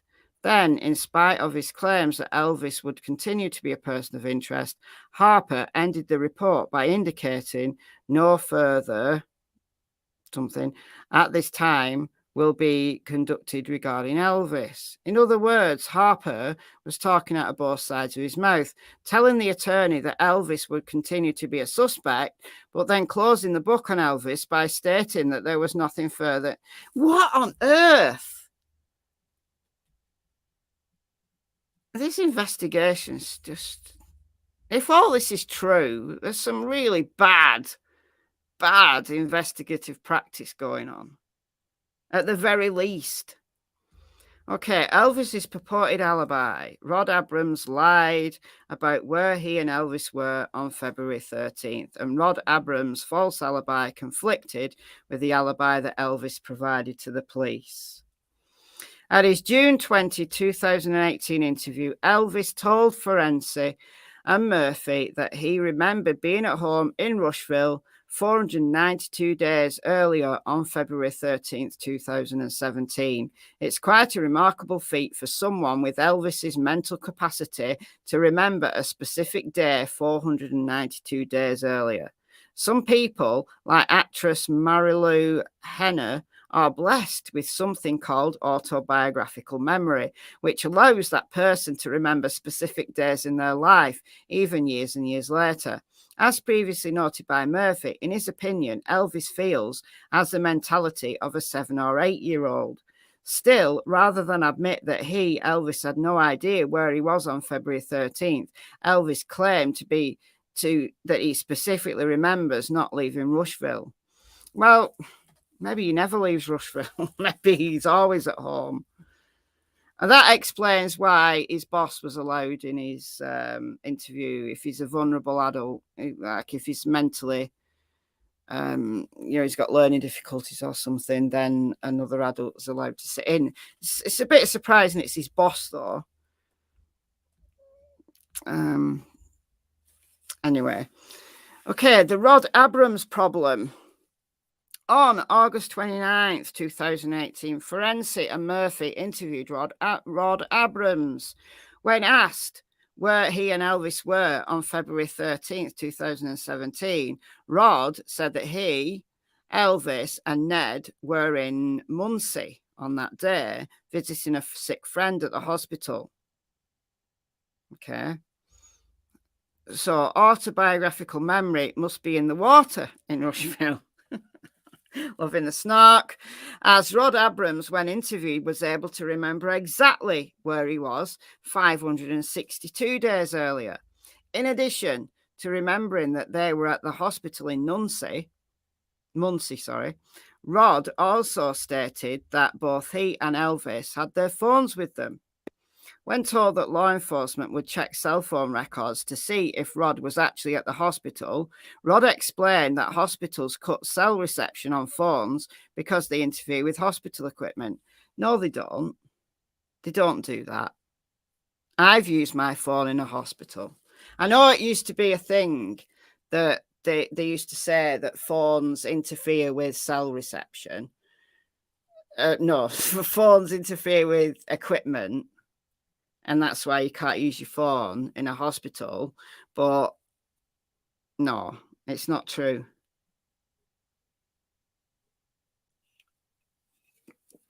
They just want you to use the hospital phones and pay for them.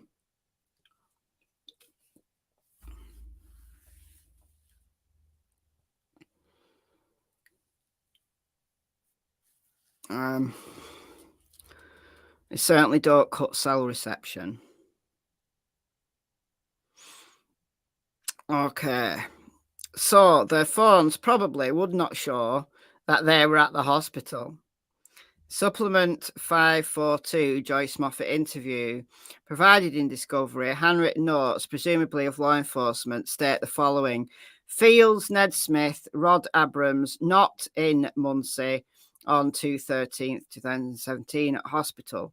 That was the conclusion of law enforcement, and obviously Rod Abrams' ridiculous statement that their phone records would not confirm their phones were at the hospital because of hospital equipment is common sense evidence that Rod Abrams was lying as well.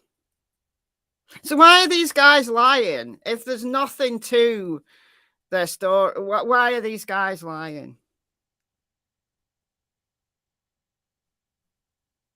They used to, Dolly, in ICU and heart centres, they used to ask you to turn off your cells. They used to. There used to be signs on the walls and all sorts in the local hospital I was at. It was Yeah, my nan had heart problems, so she was in a heart ward, and it said, like, turn your phones off. Well, I kept my phone on and used it, and nobody's heart monitors died. Nobody was hurt. Radiology department says no phones.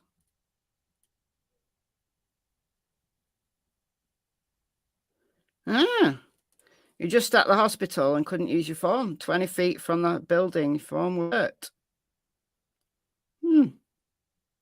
Interesting. Well, all I can say is I know my phone, and I've even used my phone outside in the waiting room at radiology. It's radiology, like X-rays and stuff, isn't it?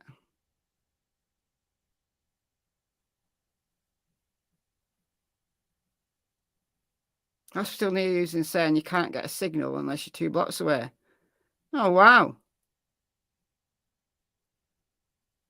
No, well, I've not been in a hospital for quite a while, but I do know that I've been for X-rays, I've been for MRIs, and sat in the waiting room in radiology, and been emailing and watching stuff, and been totally fine. So maybe it is some hospitals that block signals. They block signals because they want you to use the payphones, which are expensive. No restrictions for years at the hospitals you've worked at. Scouse Sally. Anyway, the phone problem. On February 13th, 2017, phone records apparently show that Elvis' phone stayed in the same place in Rushville from approximately 10:30 until 7:30. Phone records also show that Elvis, for some reason, did not use his phone whatsoever for roughly 9 hours. Well, I frequently don't use my phone for 9 hours. Elvis may not have an addiction to his phone. Elvis told law enforcement that he usually kept his phone on him. As stated in the previous paragraph, Rod stated that Elvis had taken his phone to Muncie to visit the mystery friend at the hospital. However, phone records show that Elvis's phone was in Rushville during that time frame. What time did they allegedly go to the hospital? I'm not believing this hospital thing. I'm not believing that. But they could have gone very early, or they could have gone later.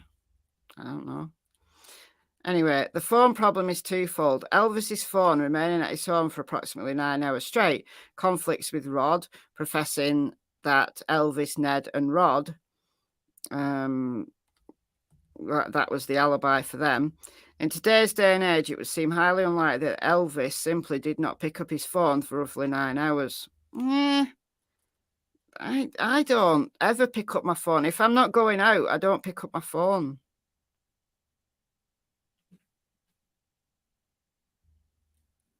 Anyway, especially when Elvis claimed that he usually kept his phone with him.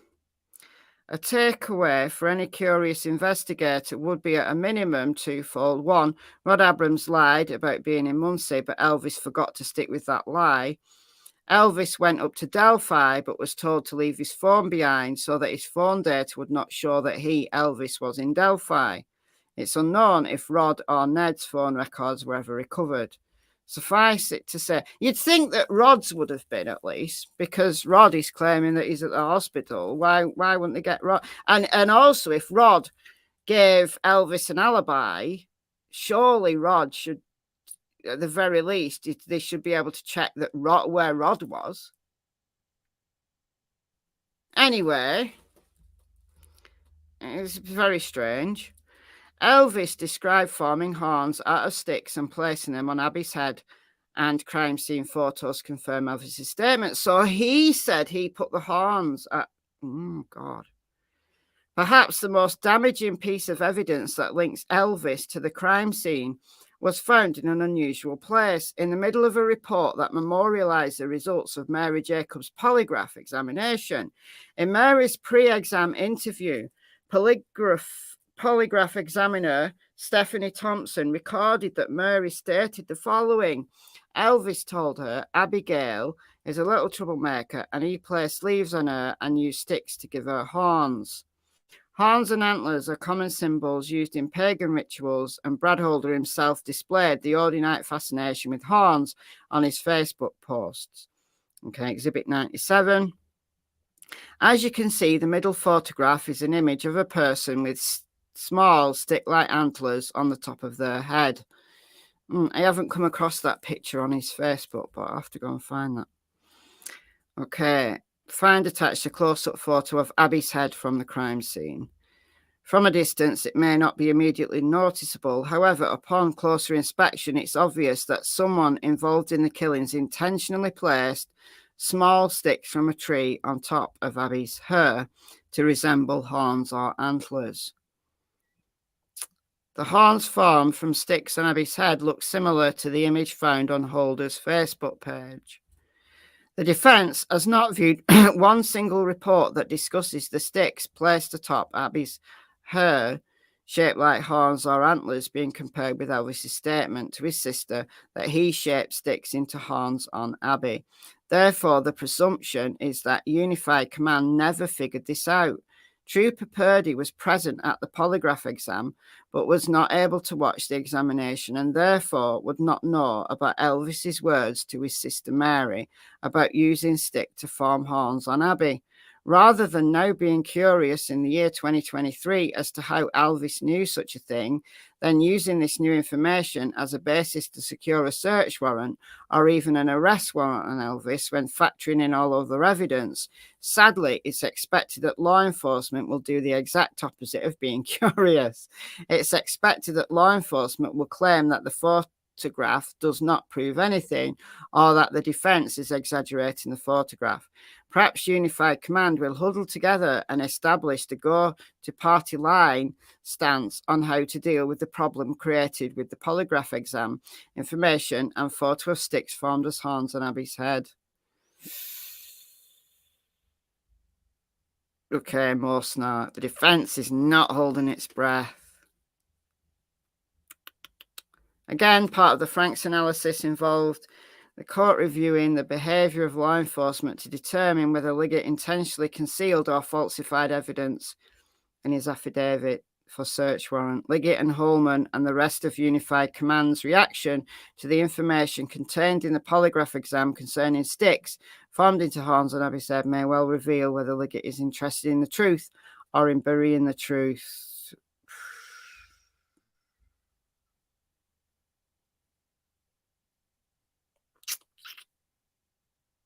There's never a lull in true crime. You're absolutely right.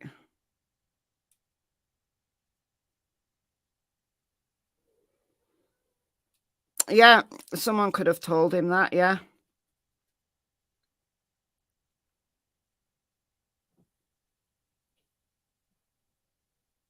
Like I said, I didn't know about the sticks.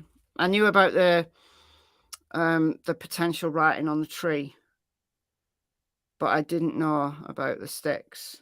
But it might have just been something that was out there in the public domain in the early days.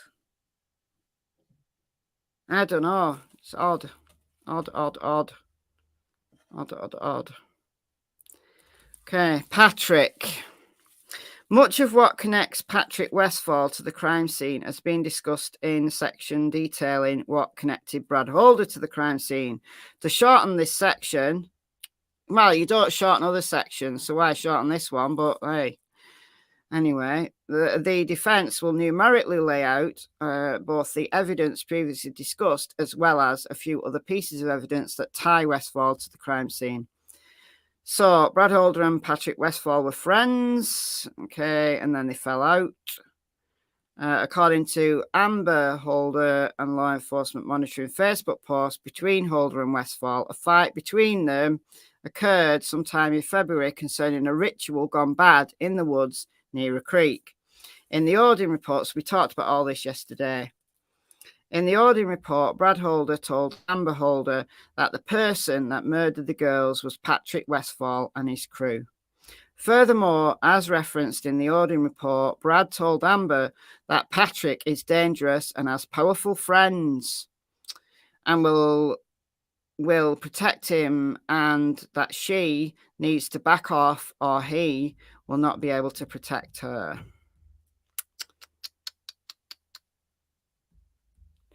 Brad told law enforcement that Patrick has post-traumatic stress disorder.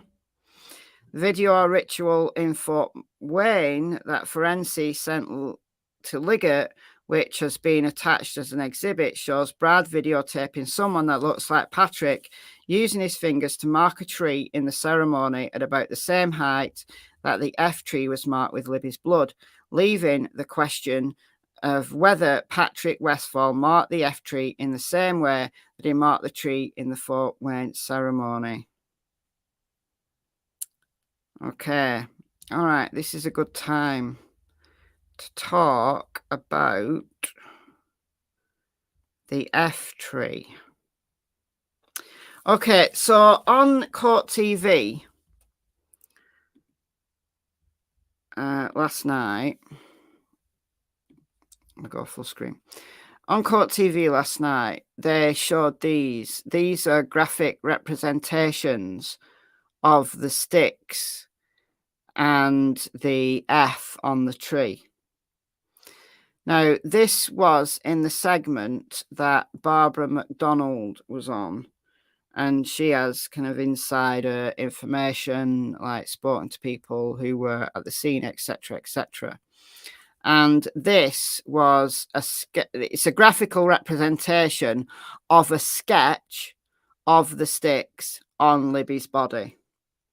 So these are explained in this document, in the defense document, but these are a graphic representation based on sketches from the scene. So that's Libby's.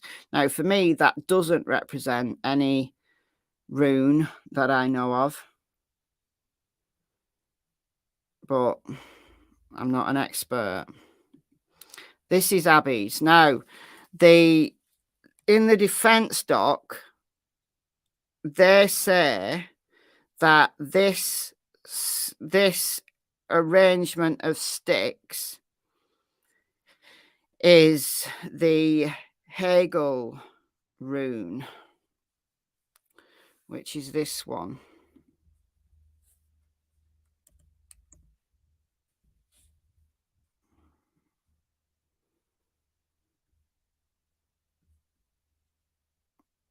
Let me find it.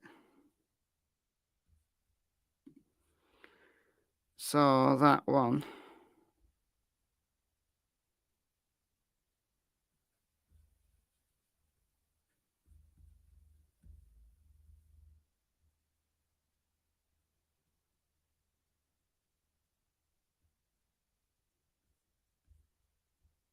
Oh, it's like a swastika.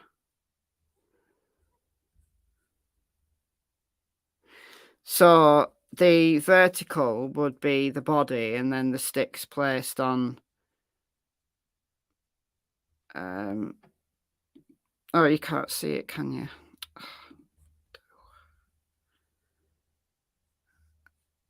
So that's the Hegel one. So the vertical would be the body, and then the sticks placed on would be the crisscross.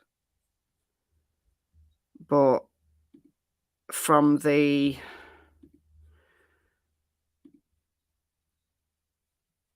this, which is a graphical representation of the sketches taken at the scene, it doesn't exactly match.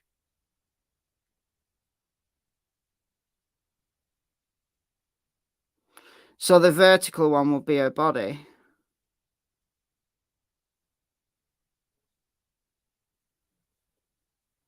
But it's similar. It's very similar.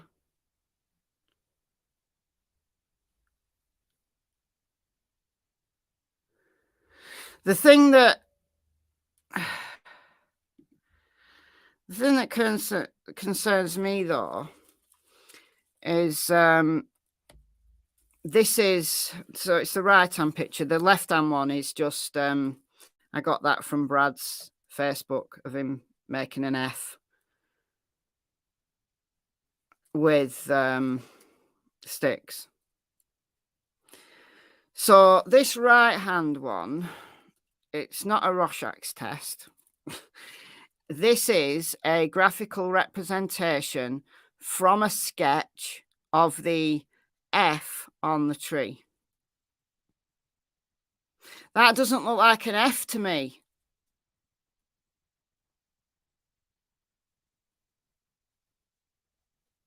Can you see the charts again? Yeah. Hold on a minute.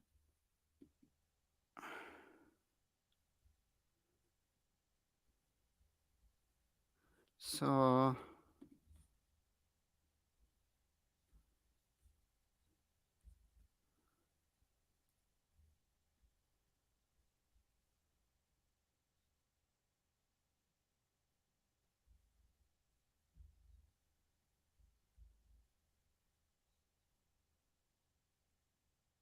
that's Hegel.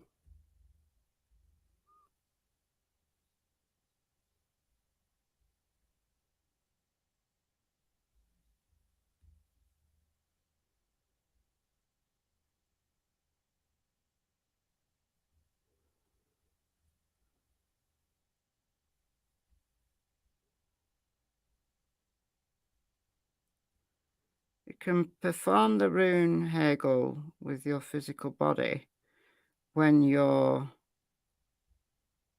Can't read that. When you lower and raise your arms as wings of a bird, clockwise at the same time, turning clockwise like a wheel, you can remember that the world... Oh, I can't even read it. Okay.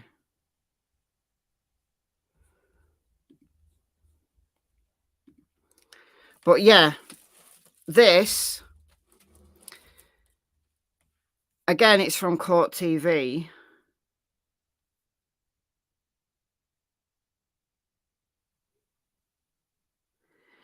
Does look like that look like an F to you? Because I was imagining, without seeing the crime scene pictures, which I understand why they can't show the crime scene pictures, but I was imagining that the F formed on the tree in blood would actually be solid, like solid lines,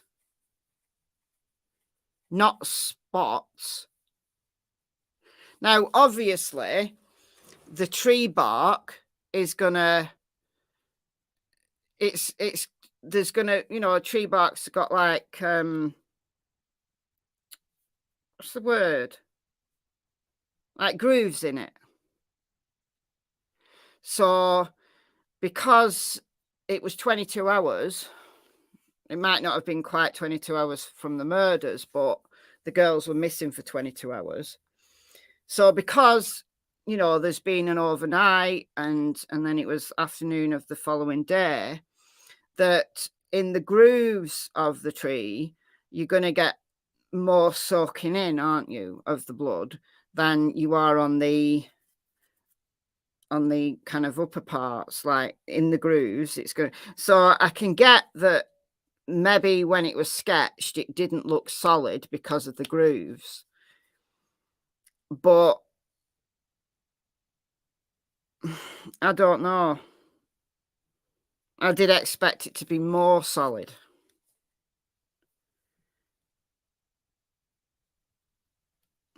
Ridges and grooves, thank you. That's what I was going for.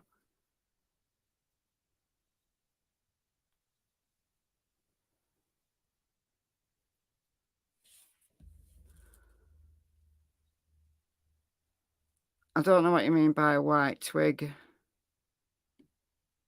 Don't know what you mean by a white twig. Yeah, the spots. So, but, however, it depends on how faithful this is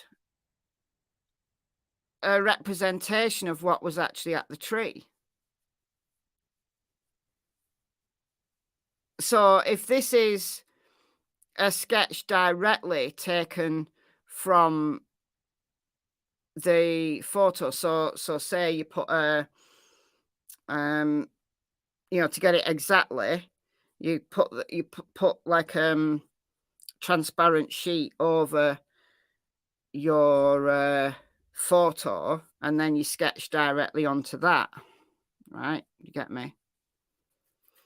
So if that's a faithful representation, an exact representation of the photograph, then that doesn't look much like an F. I mean, I can kind of see it, that there's a vertical and then 2 horizontal, but they could equally be something else.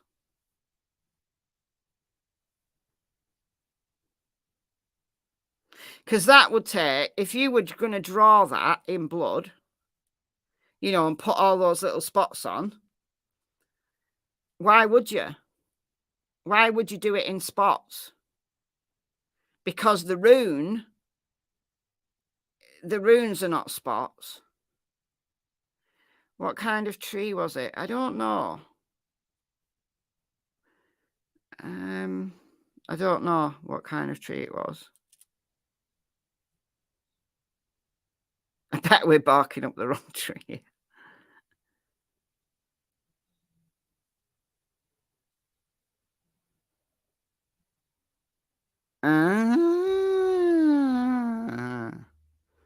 That is a very good comment.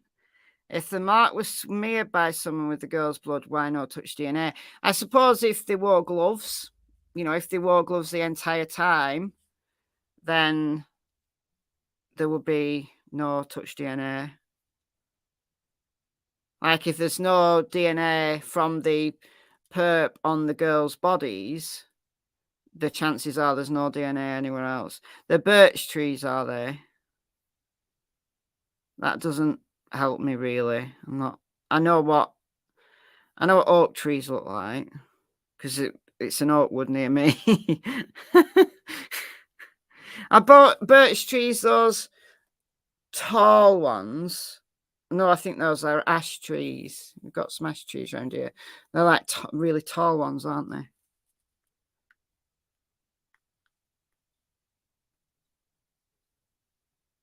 Birch is smooth. So then it wouldn't have like major grooves. Like oak trees, they've got like big grooves in the bark.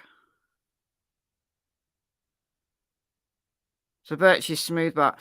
So you would expect it to be a smooth, like a line. If you like dip your finger in paint and put it on a tree,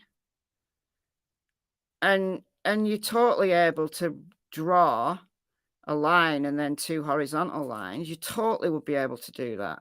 And yeah, there would be some drips, but that to me does not look like it's been drawn with someone's finger or with a stick or anything. That looks like blood spots that have sprayed.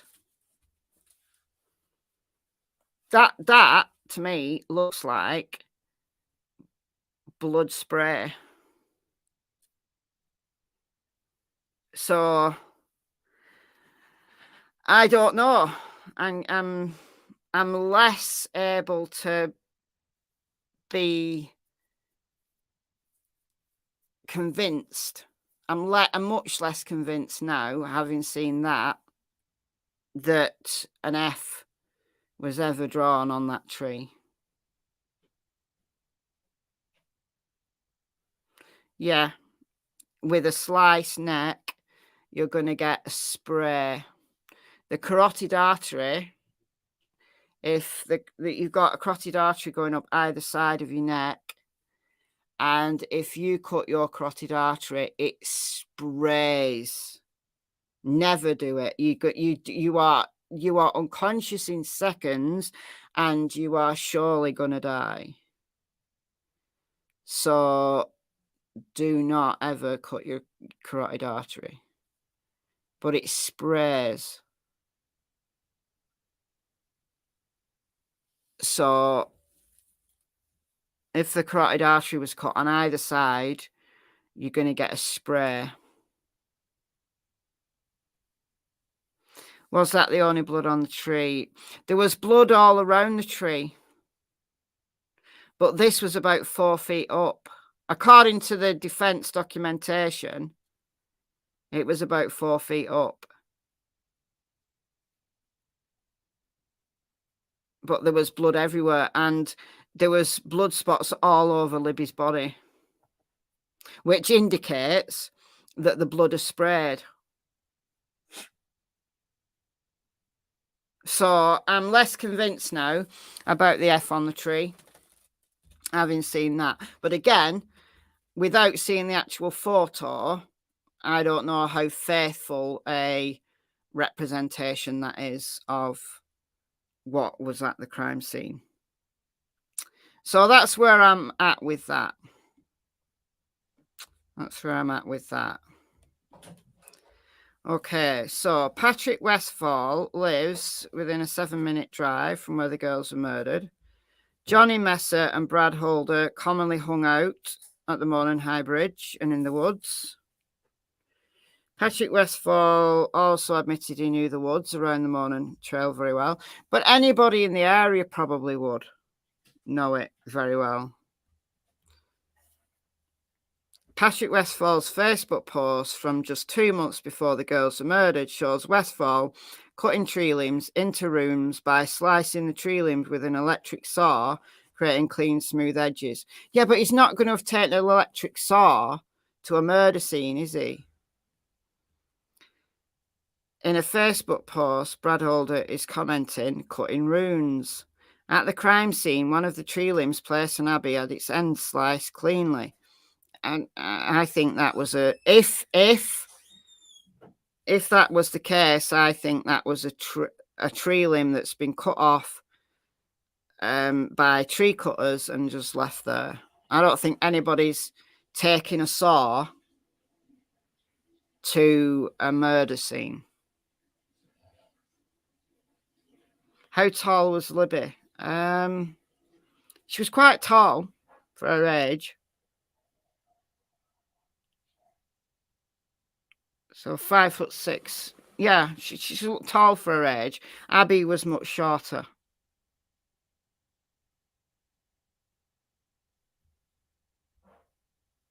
Think it was left by pruners? I do.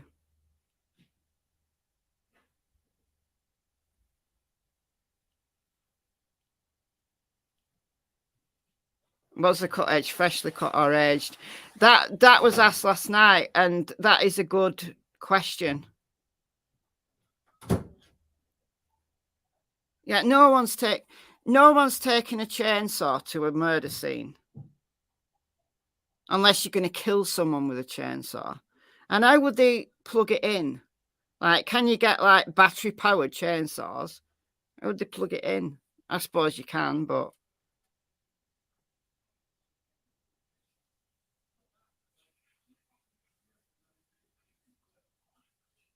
like there's going to be tree trimmers who go periodically around that place. So Westfall's alibi for February 13th is that on that day Patrick was at home with his son. So yeah, you were at home, all right. There's no evidence that law enforcement knocked on doors to determine if Patrick was at home at that time, nor any evidence that law enforcement walked around the neighbourhood to see if there was any Ring doorbell cameras or any other type of camera that caught him leaving the house. Law enforcement just believed Patrick Westfall. Patrick Westfall was a pastor for a religion known as Azatru, which is a warrior type of religion with many gods, including Odin and Thor. So there's some references. Patrick Westfall and Brad Holder are both affiliated with the Vinlanders Club. So, yeah, again, my video this morning, got another photo of Patrick doing the hand sign.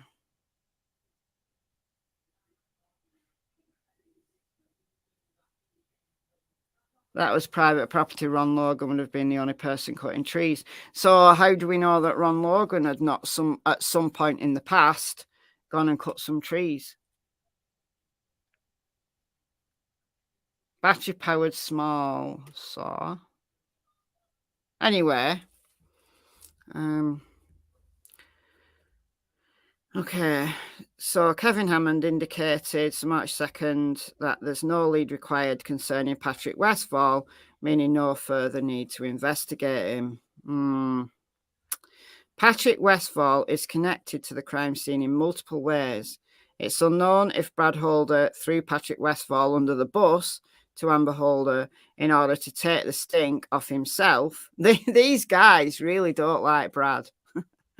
Or if Brad Holder knows that Westfall murdered those girls and then marked the tree as he did in the Fort Wayne ceremony. Either way, it cannot be understated that one single solitary softball interview between law enforcement and Patrick Westfall is disgraceful considering everything listed above that links Westfall to the crimes. Let's repeat that. It appears that Westfall was interviewed one time on February 19th, 2017. 2 weeks later, Westfall was eliminated as a suspect. That's... I don't like that. I don't like that. The defence is unaware of any search warrants requested on Patrick Westfall to determine whether this as a true pastor had taken clothes off Abby or Libby as ceremonial keepsakes, or even if he had saved Abby's blood. How would he get Abby's blood away from the scene, though?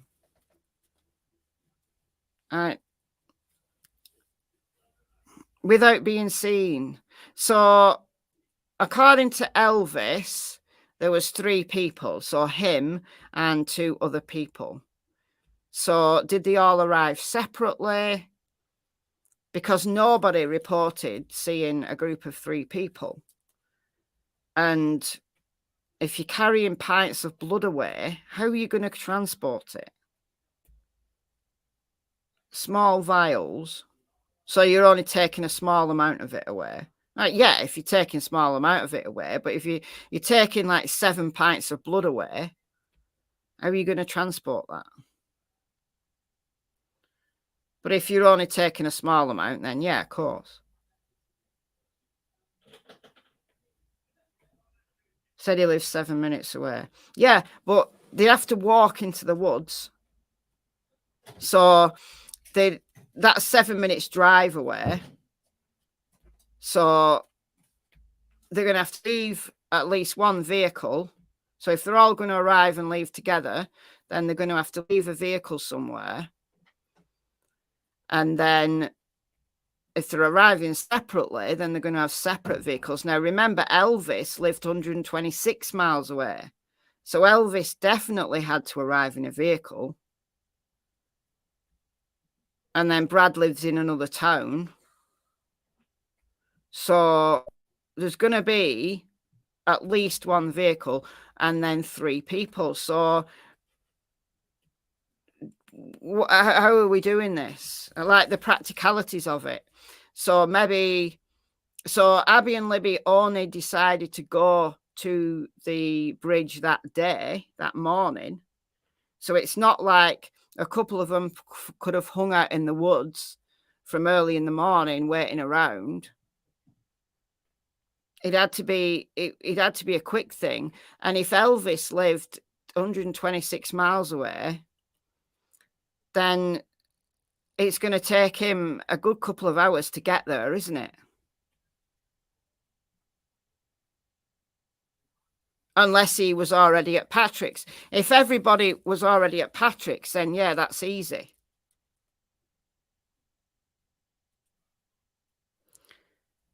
So were they all at Patrick's just by chance?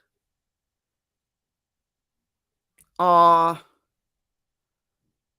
because it couldn't have been arranged for them all to be at Patrick's, given the time it would have taken Elvis to get from Rushville.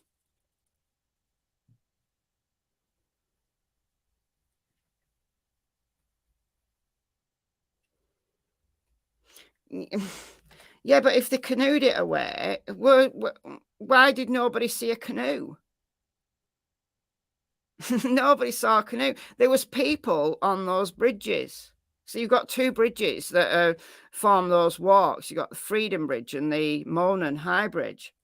There's people on those bridges. So how did no one see a canoe?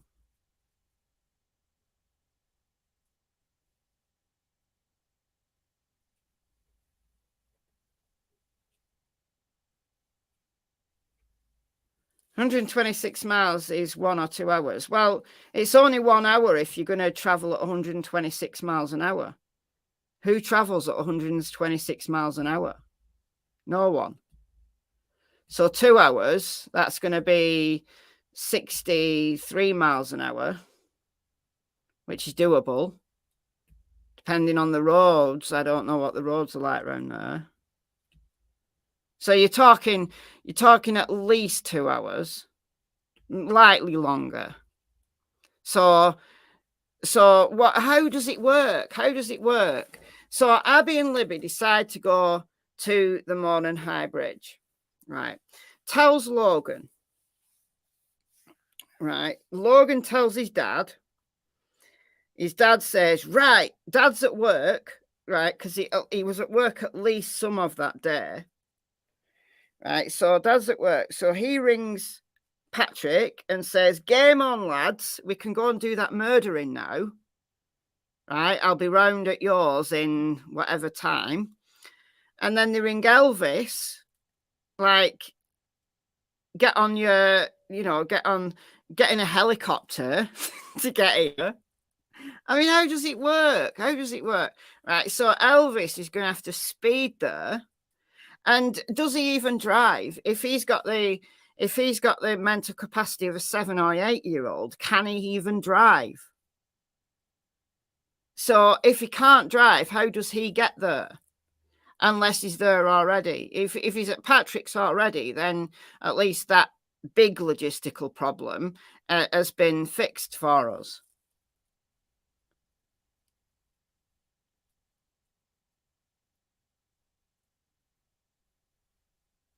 So I'm confused by the logistics of it.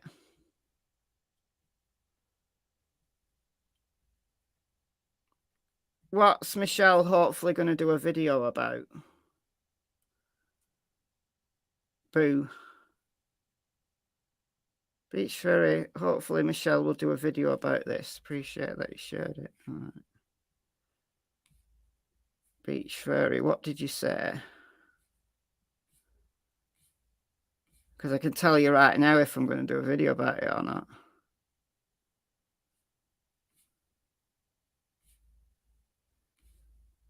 I can't see what Beach Ferry said, unfortunately, unless I'm going...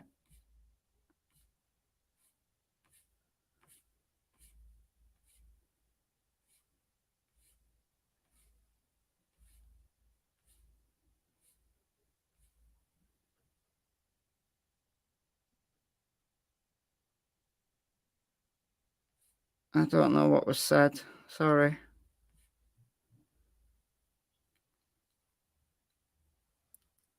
Can we please look at a map of the area to see where witnesses saw the men in the sketches and where the cemetery is? Surely 3 men all left by different routes. Yeah.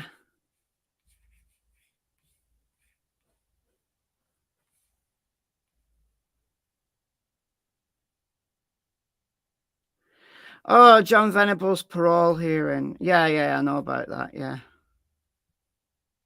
He's been paroled before and there wasn't a major public outrage. There was like a, oh, he shouldn't be kind of outrage for about 5 minutes.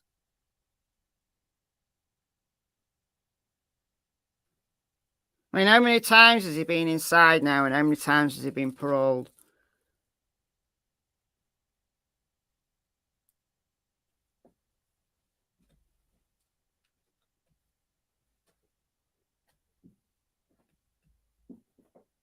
Map with pins to see where the witnesses compared. to RA. Well, RA was... I'll tell you what I'll do. I'll tell you the best person is for maps is Gray Hughes. Gray Hughes is doing a lot on Delphi at the moment. He's the best person to go to for that type of thing. But what I can do is probably do, if I do that tomorrow, because the next section, I was going to try and just get through it all tonight, but I'm not going to be able to because I'm on like 2.5 hours now.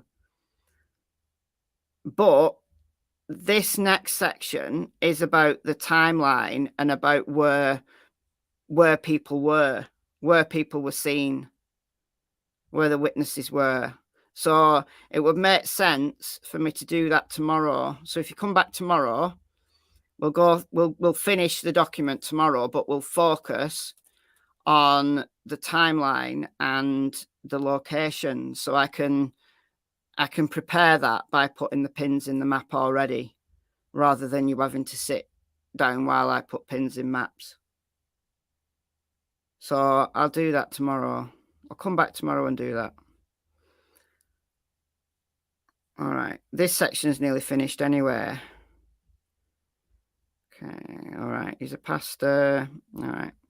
So Patrick Westfall is connected to crime scene in multiple ways. It's unknown if Brad... Oh, I've read that. Okay.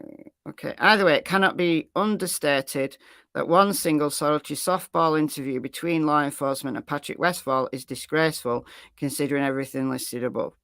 Let's repeat that. It appears that Westfall was interviewed one time on February 19th. 2 weeks later, Westfall was eliminated as a suspect. The defence is unaware of any search warrants requested on Patrick Westfall to determine whether this asset true pastor had taken clothes off Libby or Abby as ceremonial keepsakes, or even if he saved Abby's blood. Looking at the 5-paragraph report generated from the only interview of Patrick Westfall, it looks like law enforcement did nothing but lob giant softballs at Patrick Westfall, rather than conducting intense interrogation the way citizens would expect for someone that evidence shows is so closely connected to the crimes. Johnny Messa. Okay, as previously discussed, Johnny Messa was close with Brad Holder and Patrick Westfall, and also knew Elvis Fields, Ned Smith, and Rod Abrams. Furthermore, as previously discussed, Johnny Messa was a recruiter for Vinlander. Also, as previously stated, Ned Smith, Rod Abrams, and Elvis Fields all hope to join the Vinlander Club. Is it possible that Patrick said, if you want to join, this is an initiation ceremony? Is it possible? Is it possible? All right. Around Valentine's 2017, Johnny Messa went up there to Delphi to hang out with his Vinlander buddies. So that's Odin Report, page 5. As stated earlier, Patrick Westfall claimed to be at home in Delphi on February 13th, 2017, and Brad Holder claimed to be in Logansport on February 13th. Therefore, if Johnny Messa was going up there to visit his Vinlander buddies, he was going to Delphi to spend time with Westfall, who was like Messa's brother, or possibly to Logansport to visit Holder. When Messa came back from being in Delphi around Valentine's Day, the vehicle he drove to Delphi had blood along the side of the vehicle, and he, Messa, had no explanation for the blood's existence. Taylor Hornaday had to go to the car wash multiple times to clean off the vehicle. Odin Report, page 6. Evidence shows that the recruiter, Johnny Messa, was the connective tissue between the Delphi crew and the Rushville crew. United Command overlooked these connections, and furthermore, Liggett failed to inform the judge of these connections at the murder scene. Yeah, but how would there be blood on the outside of a vehicle? Because you can't get a vehicle to the bridge and that river area. You can't get a vehicle there.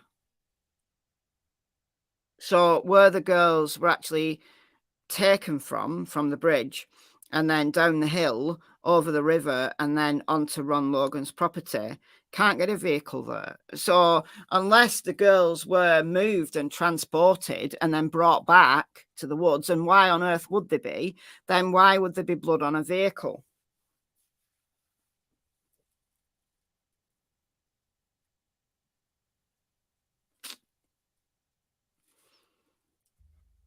Did they really say connective tissue? Yeah, they did.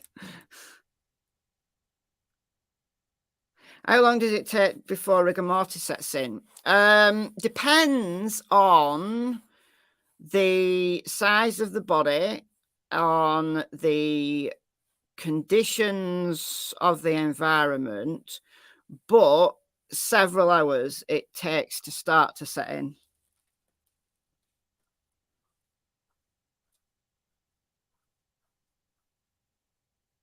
How much time did they have to pause the girls? Oh, it takes several hours for rigor mortis to set in. So they easily. And it starts off at the very, like, the extremities where there's less blood anyway.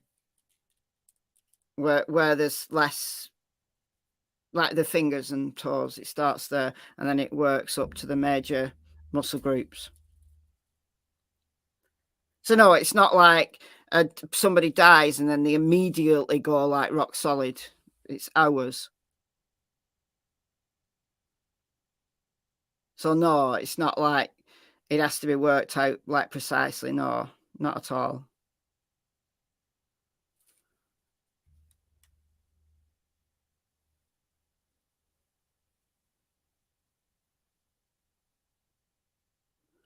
You feel like if you separate the facts out, you would have a pamphlet. There's a lot of repetition in this, yeah. And there's not a lot of facts about the case generally. There's not a lot of facts that we actually know for sure.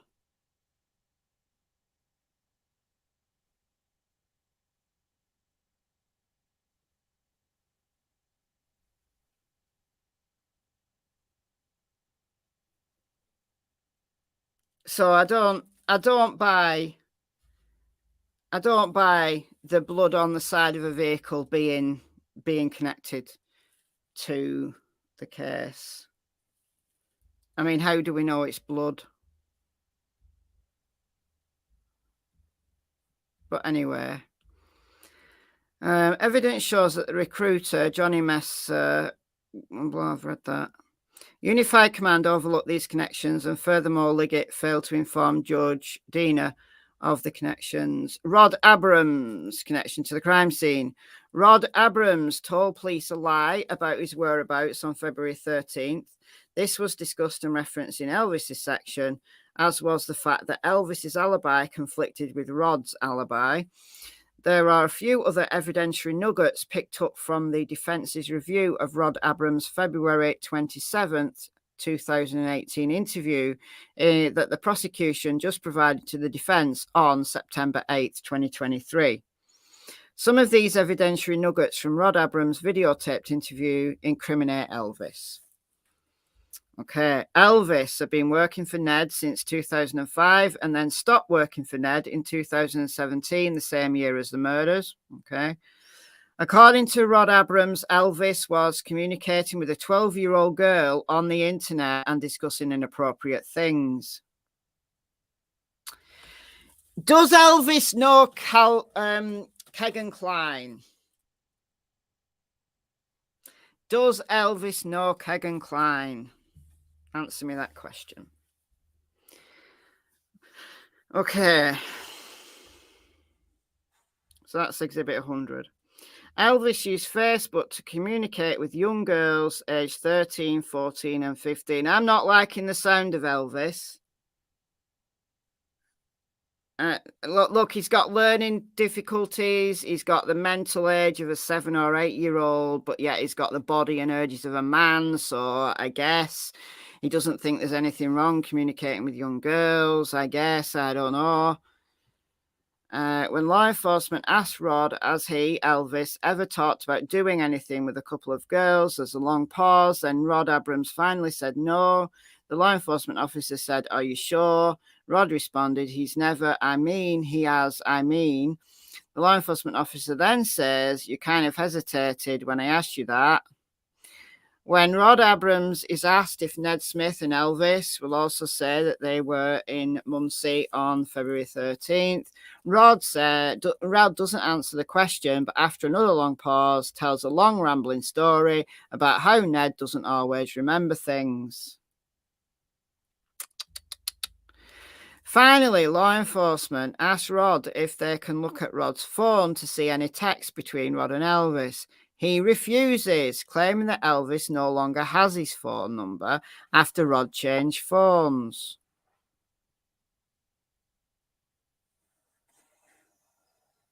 Well, if Elvis no longer has your phone number, what's the problem with giving law enforcement your phone to have a look at?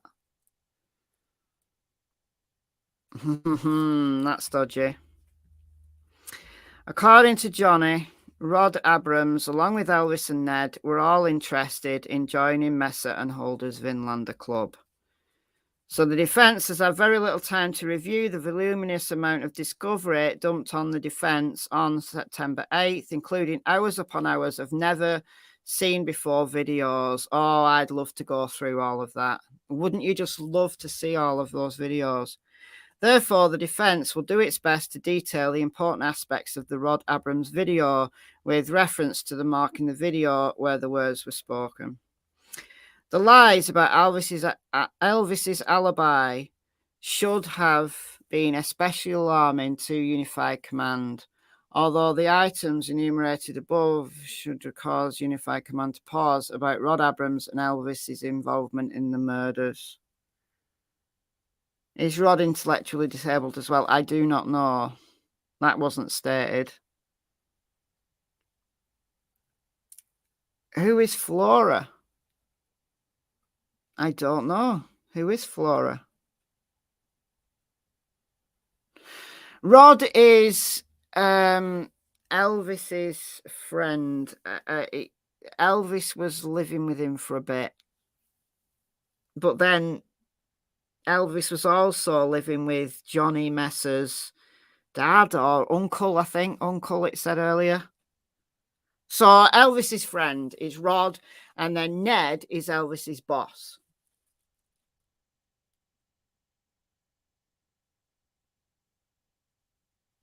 Oh, Flora is a city where four girls died in a fire. Oh, I was meant to look up that. It came out yesterday. I did look up the Evansdale murders. I looked up that. That's interesting. I don't think it's linked with the Delphi murders, but I thought it was interesting. I found a really interesting, quite long piece on it. Yeah, Evansdale, Iowa, yeah.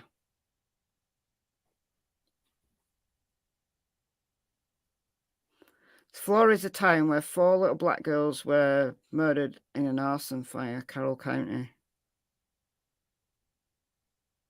20 minutes from Delphi. I'm going to look that up. So Flora, do you know what year it was? Flora, Indiana.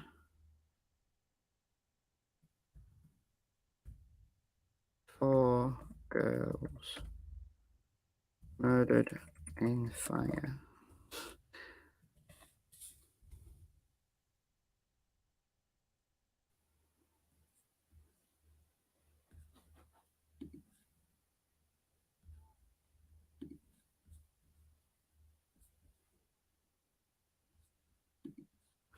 Mystery plagued small Indiana town after fire that killed 4 children. Is this the right one? Galen Rose stood outside her home dressed in a nightgown, frantically yelling for children coming from inside from burning house. Desperate screams from 4 little girls. A neighbour, Jeff Cook, rushed out of his home, saw the flames shooting through his neighbour's home. And through the fog of smoke he saw Rose.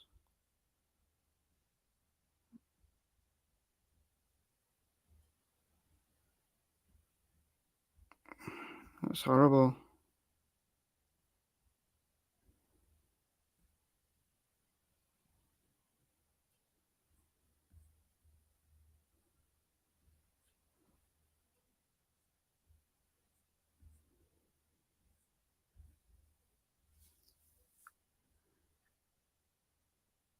The grandfather of the girls went to prison for drug crimes when his daughter Galen was 12 in 2011, came back.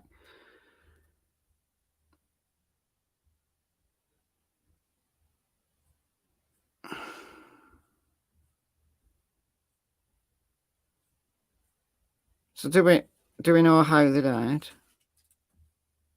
Was it definitely murder? Was it?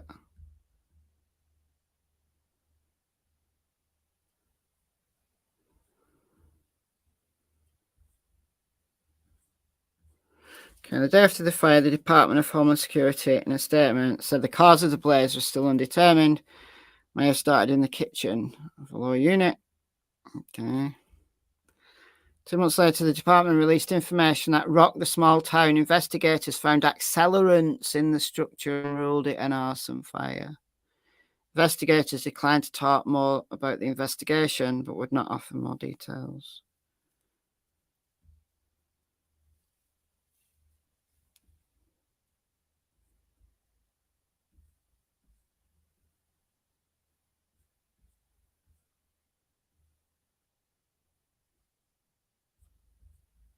This is a long article. The fire was intentional based on his knowledge of the investigation. That's awful. So has anybody been, when was this article? Has anybody ever been caught for it?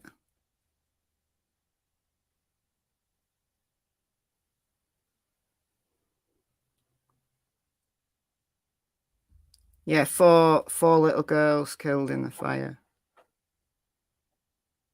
Nobody's been caught for it. Oh, it's so sad. I'll look into that more. Okay, final bit of this. This is just the conclusion now of part 2.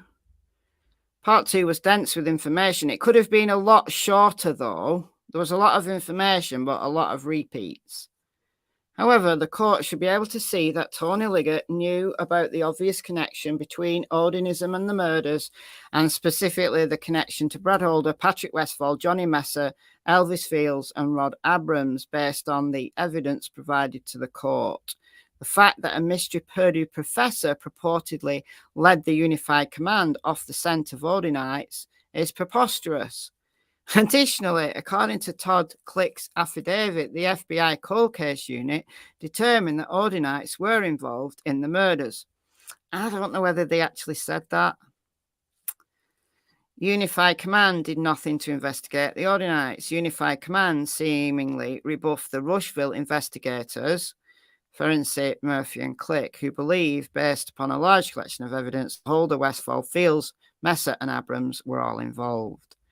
Liggett's concealment of this Odinite information from the judge was intentional and reckless, or both.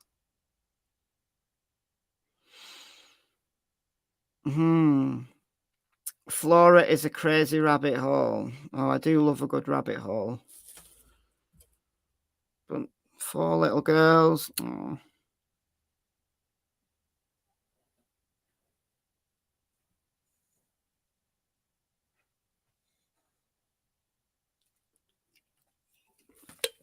I just read about a sacrificial holiday in February called Desablot, celebrated by Ordinists.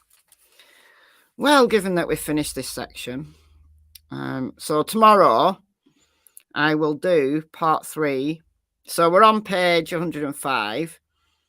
So there's really only 2 more sections, and they're quite short sections because part 5 is a conclusion. So it'll just be repeated.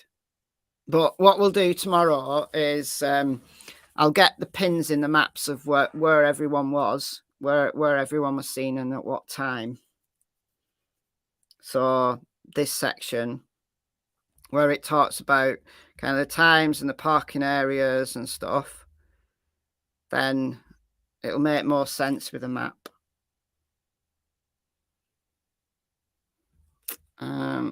All right, Disa block, whatever that is. Disa.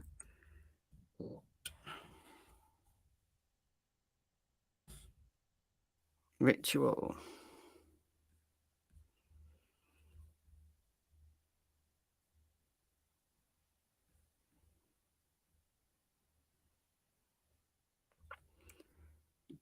Okay.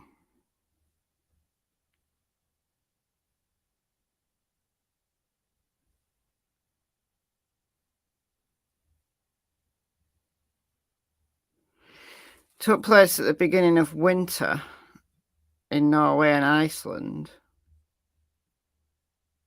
So February is the end of winter.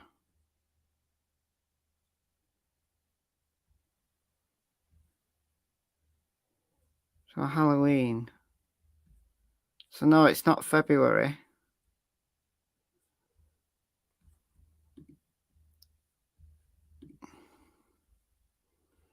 Oh, hold on. March the 7th. This spot is one of the famous plots.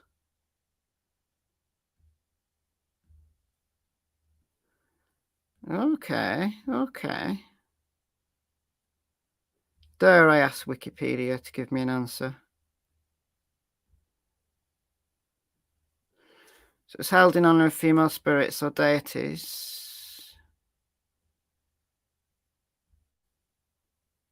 Purpose was to enhance the coming harvest. So that's harvest is at the end of summer.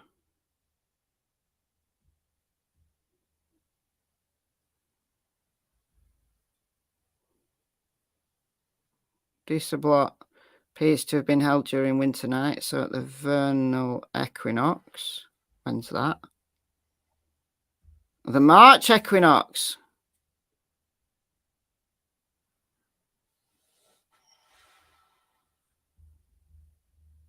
So it could be at the beginning of winter or in March.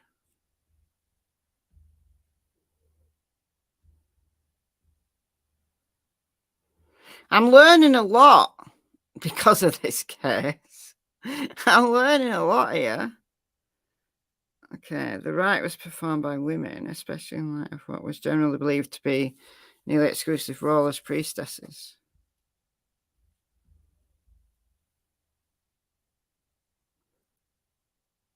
No, King of Sweden performed the rites. We're going down a rabbit hole here, guys, I think.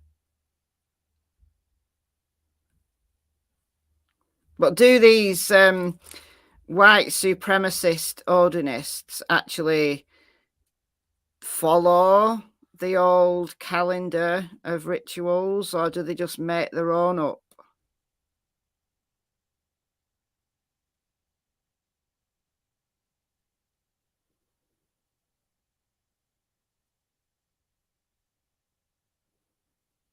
Do they just make their own up?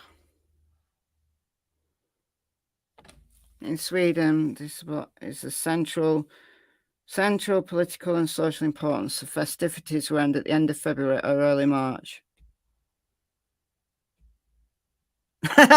Just he's got Google open. Oh, oh, go down a nice little Google rabbit hole here.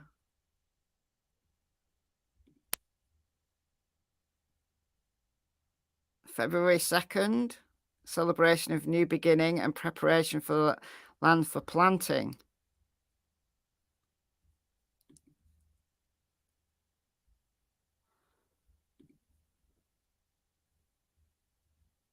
Here is the Norse wheel of the year. So this what February 2nd, celebration of new beginning. But do these Odinists even know anything about this, or do they just want to go into the woods and make runes out of sticks?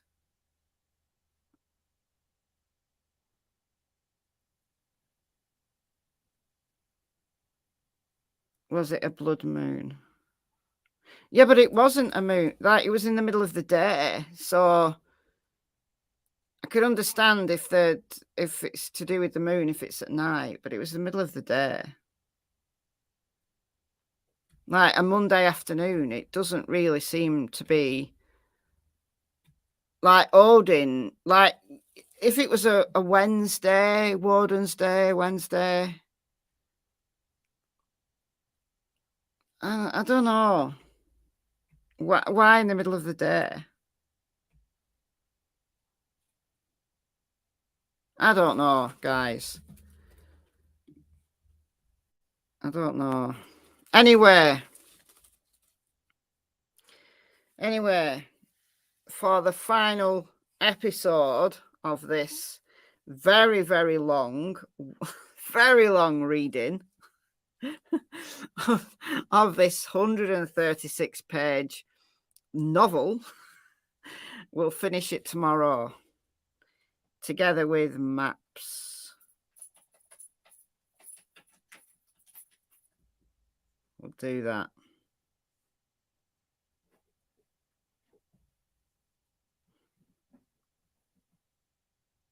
It seems to be that everybody's forgotten Kegan Kline now. You know, Kegan Kline's in prison for the next however many years anyway.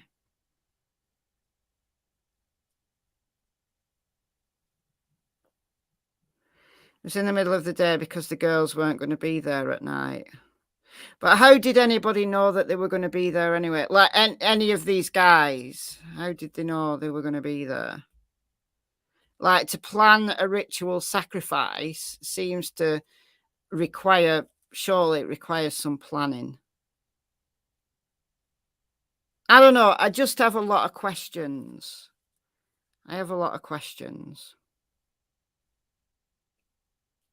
But it's certainly raised reasonable doubt. And I think that's what the aim of this is. And so that they can get a Franks hearing to say, look, we've not been given this information.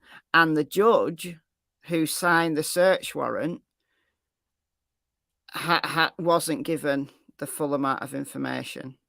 So I think it's achieved its aim, certainly.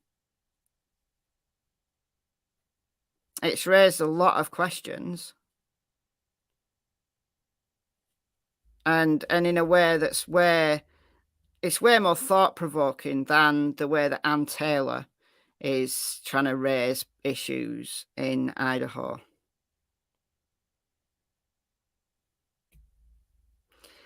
At what time did it get dark in the day or evening of the murders? I don't know.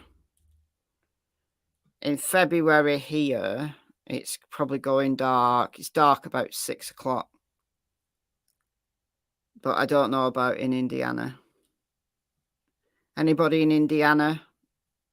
When does it go dark in the middle of February?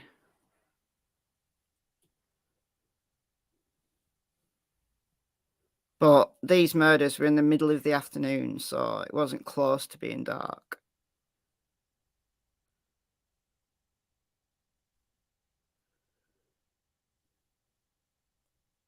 I think, to be honest, Elvis is the most concerning person for me of the people that has been talked about.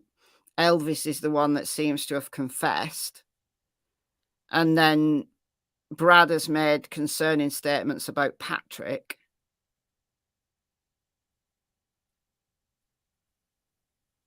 I've now got homework to do. No, it's good. It's fine. I've got a Google Earth with pins in for a bunch of cases, so it doesn't take long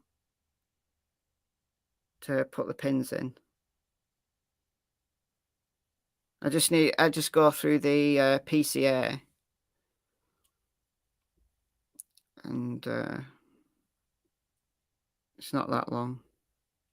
Anyway, right, guys, I'm going to go. Thank you all for being here. And I will see you tomorrow. I think probably about the same time tomorrow. Maybe about the same time tomorrow. And Yeah. So thank you all. Thank you for the donations. Thank you, as always, to the mods. And enjoy the rest of your day. I'll see you tomorrow. Bye, guys.